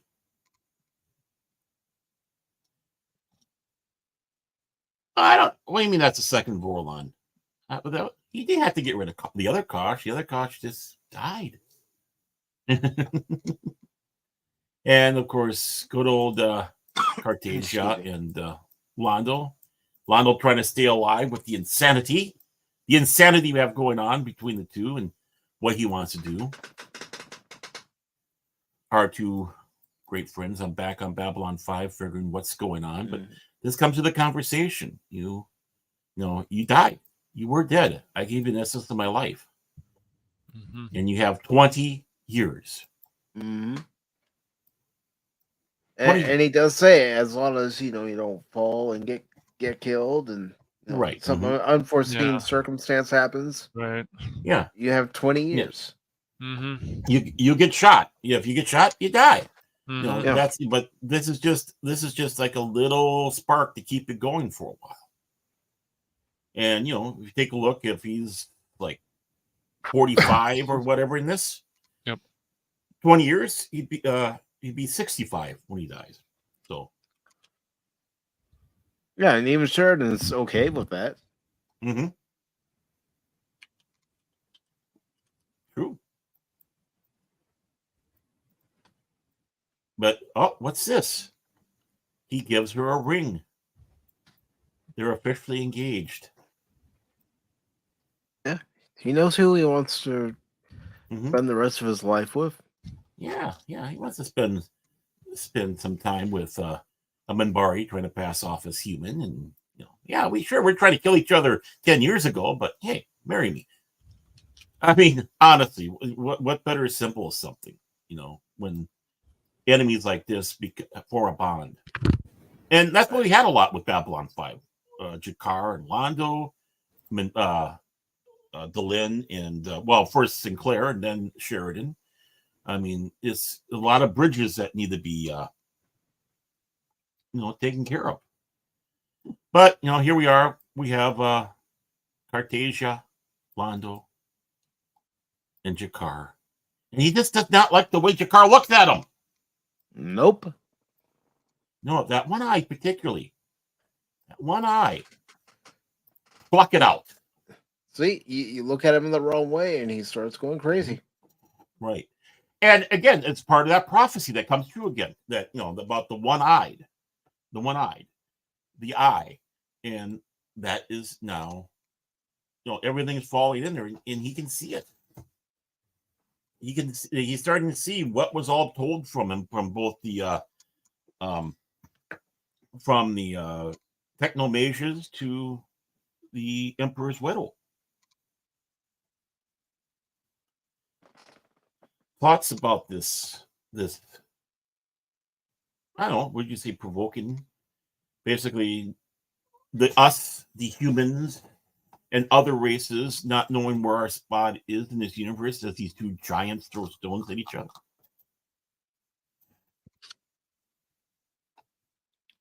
It would make anyone look behind them, look over their shoulder to make sure that there's no one coming for them. Well, because with the Emperor here, again, you could walk wrong, you could step on something wrong, and he's like, okay, you're done. Yeah, I mean, we've seen that with other, without history, where people have done that, whether it's, Ivan the Terrible, even people like Stalin, He would do that. Castro Yes. would do stuff like Yeah. that. Going back into history with Caligula. I mean, it's you have people like that get into power, and again, in some ways, they're playing everybody like pawns. It doesn't matter where your spot is in the galaxy, whether you've been around for 1 million years or been around for 20,000 years. It seems to be that nature seems to be a constant in the universe, at least in the world of Babylon 5. Which is good. I mean, it was good television back then. Well, what's most importantly is you had a science fiction show and it was not trying to be Star Trek or Star Wars. And you don't want Babylon 5 or any other science fiction series to try to be Star Trek or Star Wars. You want it to be its own thing. And J. Michael Straczynski made Babylon 5 its own thing. Right. Yeah, you can see where his influences are, and as this show's going along, it's like, wow, this is complex. This is mind blowing. It's like how you came to this in a shower. You were taking a shower and this all hit you at once. This whole series. You never know where you're going to have an epiphany and say, that's it. This is the series. This is what it's about. This is how it's going to start. This is the middle. This is the end. And what's powerful about it too is Straczynski, like Lucas, they both knew where they wanted to have their worlds go. No, Lucas had his outline of what he wanted to do with his trilogy, and 2 trilogies, and actually you did want to do a third, but what we have, Lucas Star Wars, and then we have here, Straczynski and his storytelling and his notes and how he had to change things to, as things went along, but still keep the story that you had alive, and that's what's important. Anyone who wants to do something in Hollywood that wants to do a story, I'm not saying copy Babylon 5, but just see how it was done. Well, especially the character development. Right. This is definitely a good blueprint for character development. Blueprint, roadmap. Yep. Right. I mean, you could not ask for better in many ways. Especially when you're knowing this is where the character is going. It's not going to be one of these crapshoots. It's like, okay, we got this character, and as we go along, episode to episode, this is, we'll go and we'll forget things, and then you'll have this big thing happen to the character, and the next episode is like rewind to the beginning, like nothing ever happened. No, I mean every action has consequences or rewards. Both. Yeah. I mean, I was going to say every action has a reaction. What they do on Babylon 5 affects the rest of the galaxy. Yes. Right. And then even personally, in your own personal life. Yep. You can even put yourself in the situations of these characters too. What would you do? Would you handle it differently? Would you handle it the same? Yeah. And this is not one of those little things where you sit back and say, he's just like me. No, I mean, again, like we said earlier, that Veer was kind of the eyes into this universe. We're seeing stuff through. No, he is where we can see what's going on in the universe. But he's not us. But he is our our eyes into that universe. But you sit back and go, how can I top what Sheridan did? How can I? Would I make the same decisions? Same thing about Londo. Could I do decisions that he made? Would I have been, would I still be obsessed with having the Republic return no matter what? Would I fall in line with Cartesia? Cartesia. And same thing with Narn. And Sandy Cheeks is 100% right. World history is the place to where most movies and TV shows are derived from. That's where they get their story ideas from, their influences. That's that's why I sit back and say, when people say, we have to make things for a modern sensibility, it's like there's no such thing as that, because It's everything, humanity is humanity. We are just like we were 1,000 years ago, except technology. Yep. You can't make characters with no flaws or try to say that this character's perfect. They don't have any flaws, really. Even Sheridan has his flaws. Delenn Yes, has he her does. flaws. Yes, it's just that's always been the same with the superheroes. You even go with Spider-Man, different characters, any of this stuff. They all have their flaws. They all are dealing with something. They have to grow, and it's embarrassing to me of a person who really loves character development. What has happened to so many of our characters? Like, some of them are literally being insulted. It doesn't matter if they're in a video game. It doesn't matter if they're in a TV show. And you're just like, why? Like, this should never happen. Character. Yeah, go ahead, man. Yeah. Think about Ivanova. When she lost her father, she was trying to put on a front. Yes. That everything was all right. Nothing was bothering her. And then we come to find out it was bothering her because she never had a service for her father. Right. She couldn't go back to Earth. So what did her friends on Babylon 5 do? They helped her, and they had a service for her father. Yep. They sat Shiva. Yep. Right. I mean, that's why the whole thing is, even sitting in a panel and stuff, a lot of these people won't even come on to talk about it because they just know somebody's going to criticize their work and they can't take the criticism. But even if you went to a convention or whatever, you're on a panel and like, you don't have to be disrespectful, but you're like, why did you think this was a good direction? Right. It's just, that's really what I would ask a lot of these people. Why did you think this was a good direction where we had this direction before? Why didn't you guys just build on? Why do you have to change the personality so much? Because it doesn't seem to make sense. And the reason people care so much about this is because it's not right to do that. It's just not. You're changing the character too much. And it doesn't feel like the character should always be how it was originally established. And we still can't explain that to people enough, Baron. They go, oh, it doesn't matter. And when the comment of it doesn't matter, that's when the problems start. It needs to matter. It does matter. Why do you guys care about these shows so much? It's because, as we've all said, this is our mythology, our modern mythology. We care about these characters, where they've been, where they're going. Even in the road home, these characters were still characters that we knew. We recognized them.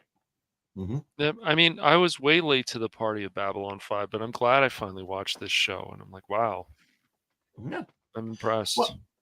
Well, that's just it. I mean, it's just like, even going back to the Iliad and to the Odyssey. I mean, you the journey that Odysseus, it changed him.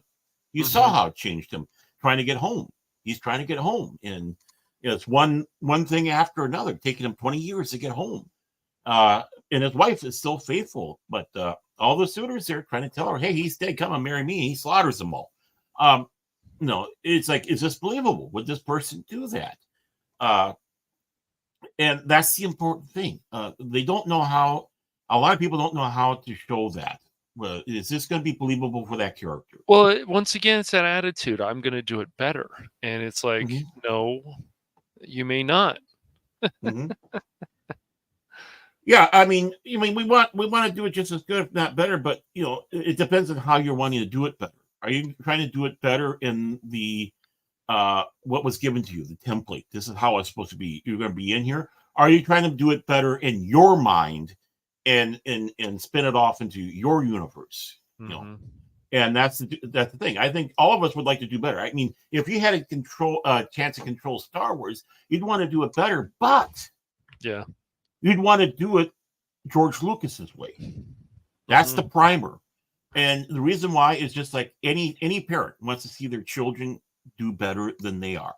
Right. And you would hope that these creators, if someone takes over, that they'll do it better than you, but it's still going to be in the family. It would be like, for example, if any of us were to write an episode of Babylon 5, How would we do it? We'd go back and watch the episodes to, one, refresh our memories of how the characters are supposed to be, and then we'd actually ask the man himself. Yes. Yeah. How would the character respond in this situation? How would they respond? Yes. Right. Yeah. If we're lucky enough to have them still around. Yeah. Yeah. Exactly. I mean, ask the. Why not? See, Babylon 5's leaving Tubi. Huh. In 7 days? Oh, that's not good. Is it? Buy it. Go buy it. Yeah, it's on Blu-ray now. Remastered. I have the Blu-ray. Yeah, he sleeps with that at night. This teddy bear. Why does it need to leave? What's the problem? Well, they have. It could be the rights. Yeah, they have right contract. Just like Netflix and all that, they only have a program for so long, and then when they come, where the hell is it going to go then? Somewhere else? Well, it might come back to. You never know. Probably go back to Max. I'll find. It was on there before, and yeah. Okay. Yeah, but you never know. It can. You never know what's going on, especially with the streaming services. Yo! I mean, what? What? Huh? What? I didn't hear anything. Did you hear anything? I didn't hear anything. I didn't hear what? anything. A certain flag? What? No. I didn't hear what you guys said. What? I don't. Huh? What? It's not on Tubi anymore, so I have to find. Well, in 7 days. 7 days. Come on, you gotta do it. In 7 days. So you got to make sure that you watch all of season 4, all of season 5 before it leaves in the next 7 days. Yeah. What? And and trying to binge that much Babel 5, this is what's going to happen. Deep hurting.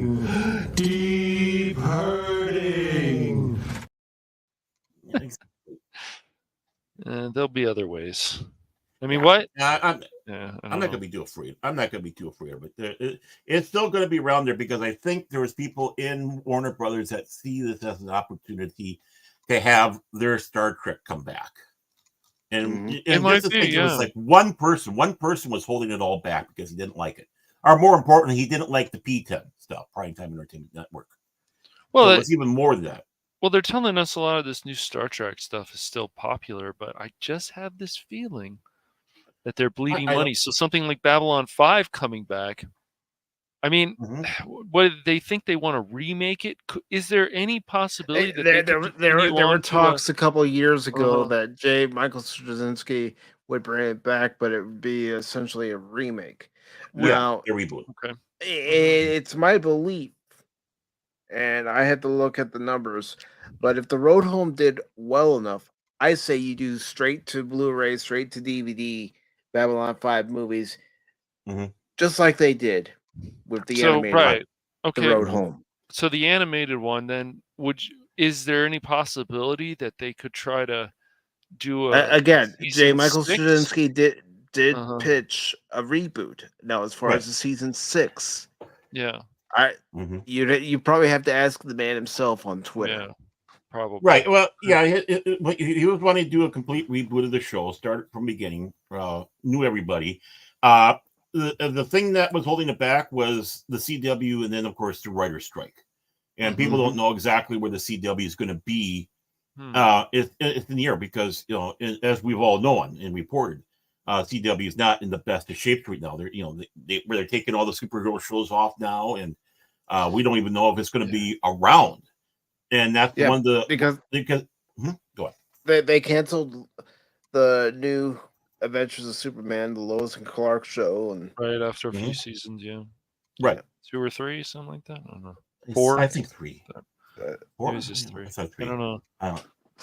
It's hard to keep track, and so I mean I know J. Michael Straczynski is behind doing it, and it's going to be the creator of the show, original one, but I just don't want to see that because I think this is such a beautiful masterpiece, even with the season 5 being the way it was because they didn't know if they were going to have it in the rush to end the series in case the 4th was the end.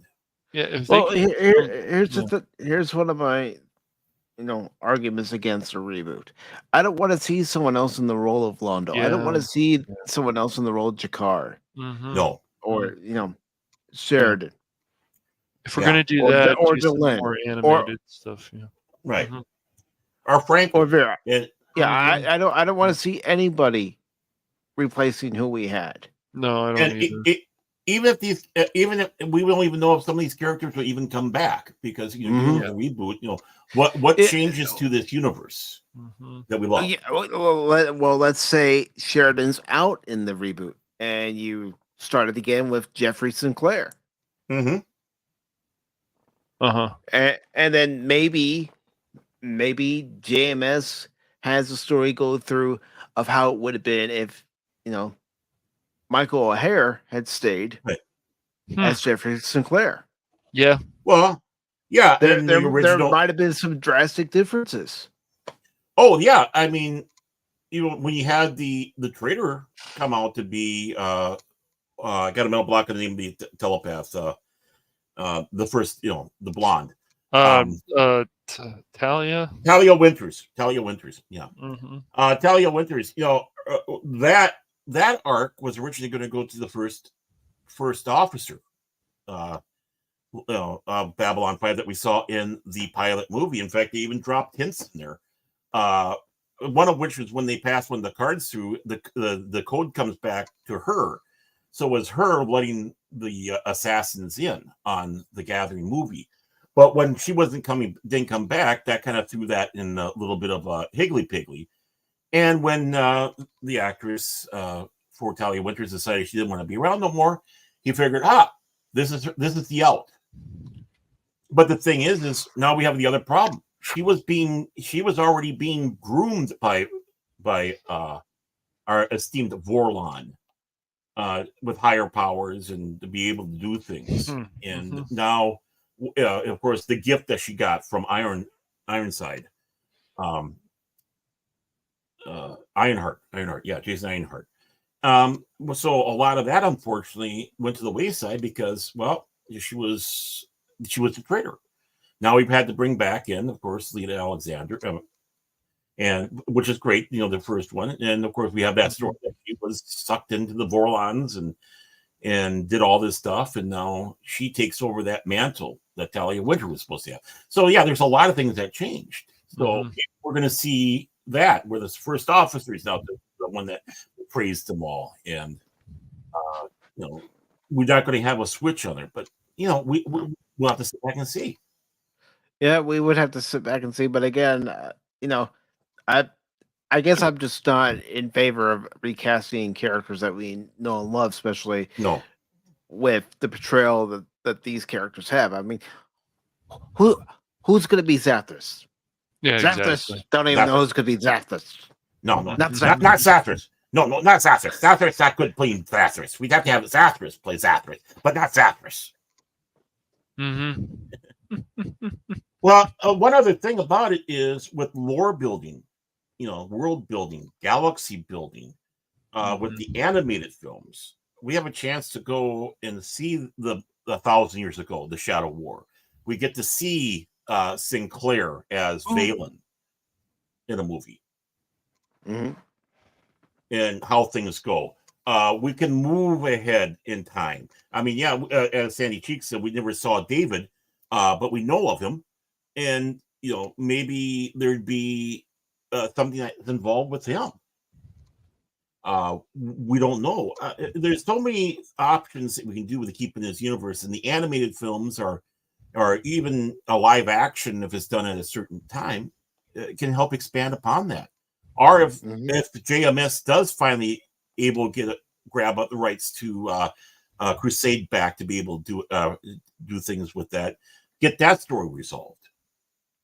Yeah, I mean, let's say, hypothetically speaking, he gets the rights back to Crusade. You have Gary Cole come back and voice his character from Crusade in an animated film. I wouldn't say you put him in a series again, but he could do exactly what the Bab 5 did. That cast in. Do an animated film. Right. I mean, there's so many things that's on the table that I don't want to see a remake, and even if it is JMS doing it, even if it is. Any last takes before we go here, gents? Just watch these episodes. This is a great way to kick off the fourth season or any season of television. You're invested into these storylines because of what happened in season 2, because of what happened in season 3, that carries into these first 5 episodes of season 4. And as I've said before, if you're a person who likes a lot of character building, this is definitely the show to watch. Right. And if you want mythology, a good mythology, this is it. Well, before we go, of course, I'll start with you, Mike Malari of the Pacific Republic, from Centauri 414 channel. Do you have anything in mind for the next week here? Actually, for tomorrow on Pacific 414 Pop Talk at 1 p.m. Eastern, Baron, Catch, and I will be welcoming Anna from Anna's Game Land onto Pop Talk as our special guest. We'll find out what her favorite movies are, television shows, games, and music. So that's going to be a very fun conversation, getting to know her. And I'm sure we're going to see Jay stop by too. And So I'm still employed. Okay, good. Yes. And then Monday, possibly Tuesday, if I don't finish the game on Monday, there's going to be more Crisis Core Final Fantasy VII Reunion at 6 p.m. Eastern, both Monday and tentatively Tuesday. And then, of course, Wednesday will be the Wednesday edition Pacific 414 Pop Talk. And then I have nothing scheduled for Thursday or Friday, but next Saturday at 2 p.m. Eastern will be a member stream on the channel for all members of Pacific 414. Boy, I wish I was a member. I'd love to be there. You are a member, Baron. Oh, I am? Oh, okay. Yes. Well, then I guess I'll be there. Huh? Good to know. Okay. Good to know. You know what? So should everybody else out there be. Ooh. Whoa. Oh. There's an angry orca out there. Yeah, always. Oh. Anything else there? Mike, I'll just be with you and Cash Friday, and then of course back here on Fandom Legacy for our review of the next 5 episodes of season 4. Well, we did do 5 episodes. No, we did 4. We did 4. Well, no, maybe we'll do 4. Maybe we'll do 5. We'll see how it goes. And since you were booing there, Space Jesus, also known as Lord Krit of Everest Productions, do you have anything upcoming or anything of note that you like to tell people out there? I wasn't booing, I was wooing. Oh, you're wooing. Oh, it's not like okay, my ears aren't that good. No, this is booing. Boo! Fandom hooligans, boo! No, that's booing. Yeah, That's Everest Ass Productions. Yes. Anyways, go ahead, Kurt. Well, I got some videos coming out. Great. Star Wars related stuff. I'm bringing back movie reviews, and I figured we would probably talk about the classic Escape from New York. You know what? Nice. That's a great movie. Great movie. It is. Yeah, it is. Did watch it recently, so I figured we should do a stream on it. Like some people who don't do movie streams anymore. No, not. But who was he correcting that at? I know. Anyways, continue. That took a minute to click. That took a minute to click for Cash Money. I'm not saying a word. I'm not saying a word. We're not throwing a certain person under the bus. What is everyone sitting around going this? I see nothing. Basically, I'm not going there. Nope. Nobody knew. Other than that, I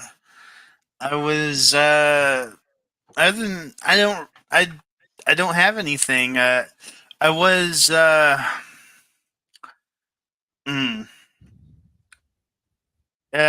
You know what? I don't know. Well, right. hey, that's an answer. I don't know. It's the I don't know stream. Hey, that'd be maybe Cash Money could play Suicide Squad, and we could watch him play by himself. Somebody we already know in the group has done that, and I can't. I might watch some cutscenes, but some of the things that I already know. Yeah, he took out his wallet, took out $70, and say, "Here, give me the game." I can't do it. I don't. Give me it. I don't really understand why anyone would think that a Marvel or a DC game that as a game as a service is the best direction for one of those. We've in the past we should just have a single player and then multiplayer, so play together and stuff. Even Gotham Knights has a pretty good formula for that, Mike, but the game is still a mess to an extent, especially technically. Well, my offer still stands. If you need help finishing the game, I'll team up with you and finish the game. All right. Oh, he needs help. Cash always needs help. Anything else there, Mr. Lord Krit of Everest Production? I don't know. I'm trying to find like a game, like a co-op game we can do. I don't know. Well, I think you should go back and finish. You have never finished SpongeBob on stream, right? So I think you should. SpongeBob. Yeah, I'll have to think about that. I am. I'm on the gaming side of things. I did start Batman, and then on my console, I'm finishing Death Stranding. Oh. Nice. I will probably be occupied because I'll be going to the Comic-Con, and then following that, I'll probably buy Final Fantasy VII Part 2. So, Rebirth. I'm planning on buying that myself, brother. That might actually be a game that's worth $70. Surprisingly, might be. Yeah. And then one last thing: long-term advertisement. The ultimate meetup of meetups. Cash Money and Krit. It's this June. We're gonna fight. I'm gonna turn his chin into a pancake. So I don't think so. I'm gonna just make it smooth. So I'm gonna just strip him and leave him there.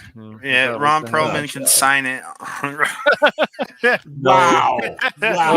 Listen, the only thing I would want to say to Ron Perlman is, why the hell could we not have gotten Hellboy 3? That's the one thing I think it was set up. Yeah. Mm-hmm. Yeah. His politics, I think, are idiotic, but that doesn't matter. Go ahead. But no, I definitely will stream that event if we do get that going, and of course everyone's open to come. Just if you want to see Mount Rainier or a bunch of celebrities, I don't know. But I'm going to start advertising that hard the next few months. So that's pretty much it on my plate. And and hashtag Phil is a good troll. So he's really, he's not really, but he's okay.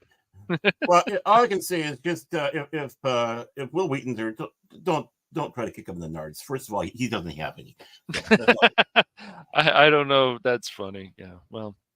Mr. Cash Monet of the Fandom Hooligans. So what do you have on your team? The Hooligans. Yeah, no. Yes. We have. Well, I'm very proud of myself. I got Ratchet and Clank Rift Apart done.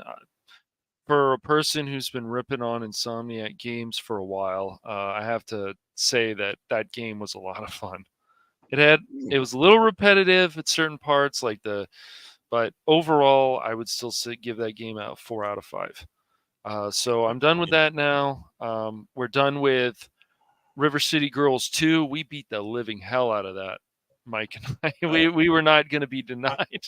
I am so glad that you're done with both those games. I got tired of hearing you obsessing about it. Beyond all the time. Funny. Every other word was either Ratchet and Clank or River City Girls.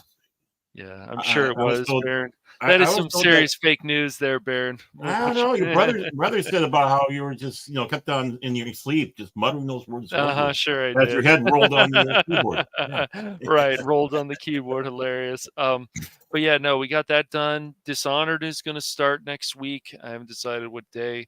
All this stuff is always going to be scheduled.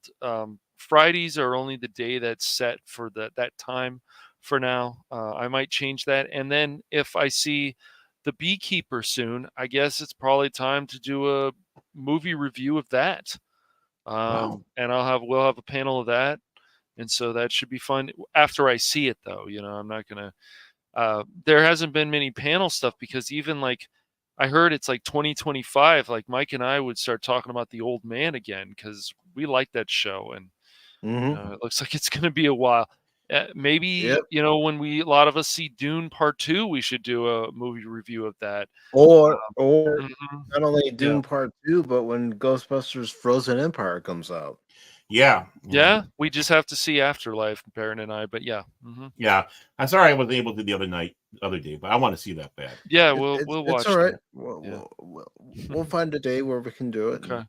Okay. But yeah, I mean, we got movie reviews on Krit's channel, Everest Productions. We can just continue to rotate and stuff. People are having a lot of fun, so that's great.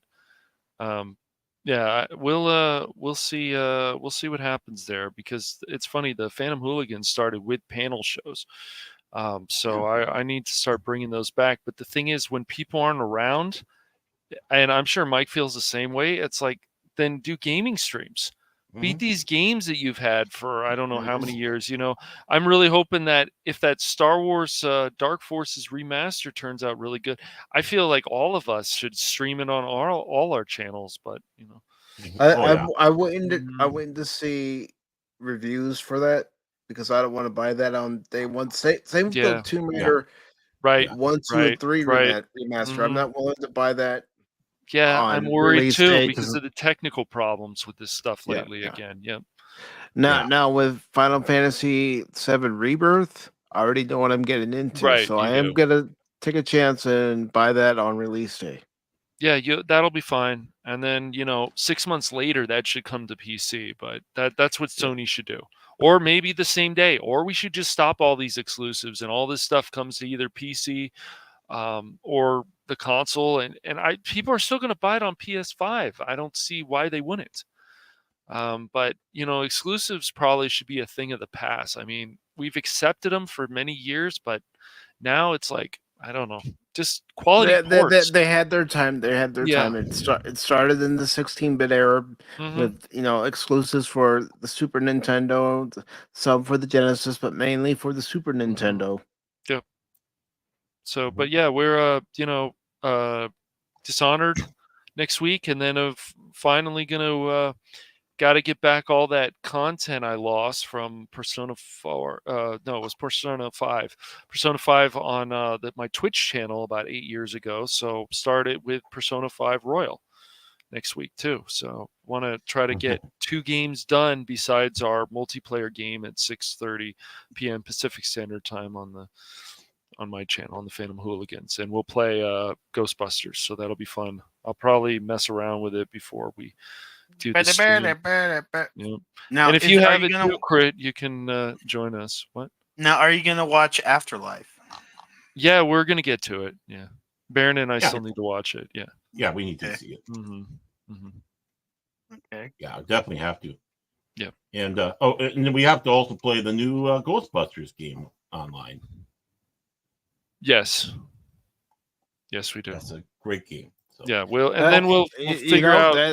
That's a game where we can stream it on all 3 of our channels if we want right. to. Exactly. Yes. Yeah, we can. And of course, they got cooperative on there, so that'd be just fun as you can be. Yeah.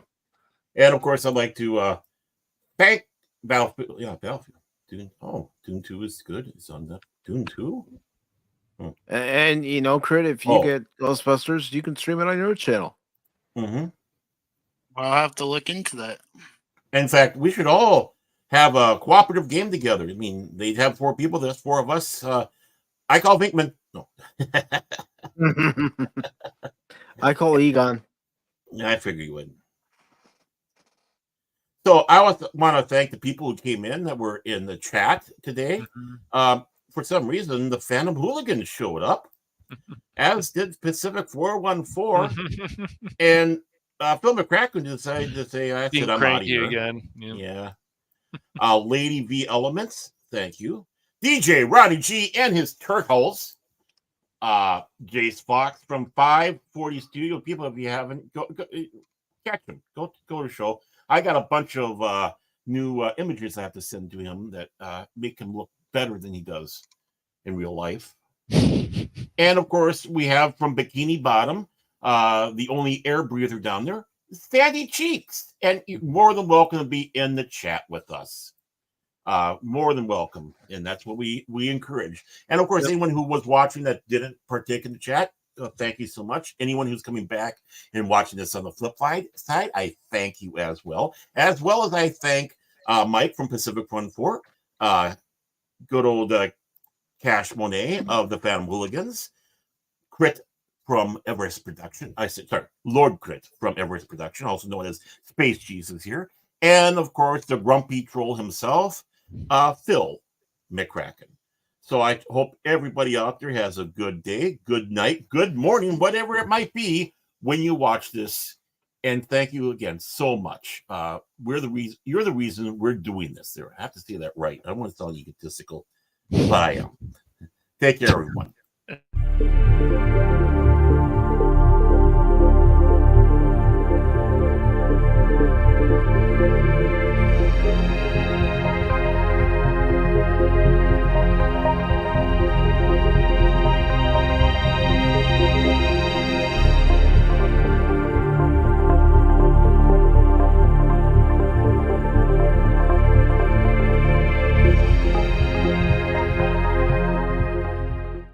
How many of you believe that having a hobby is a healthy and perfect way to express your individuality? Show of hands? Now.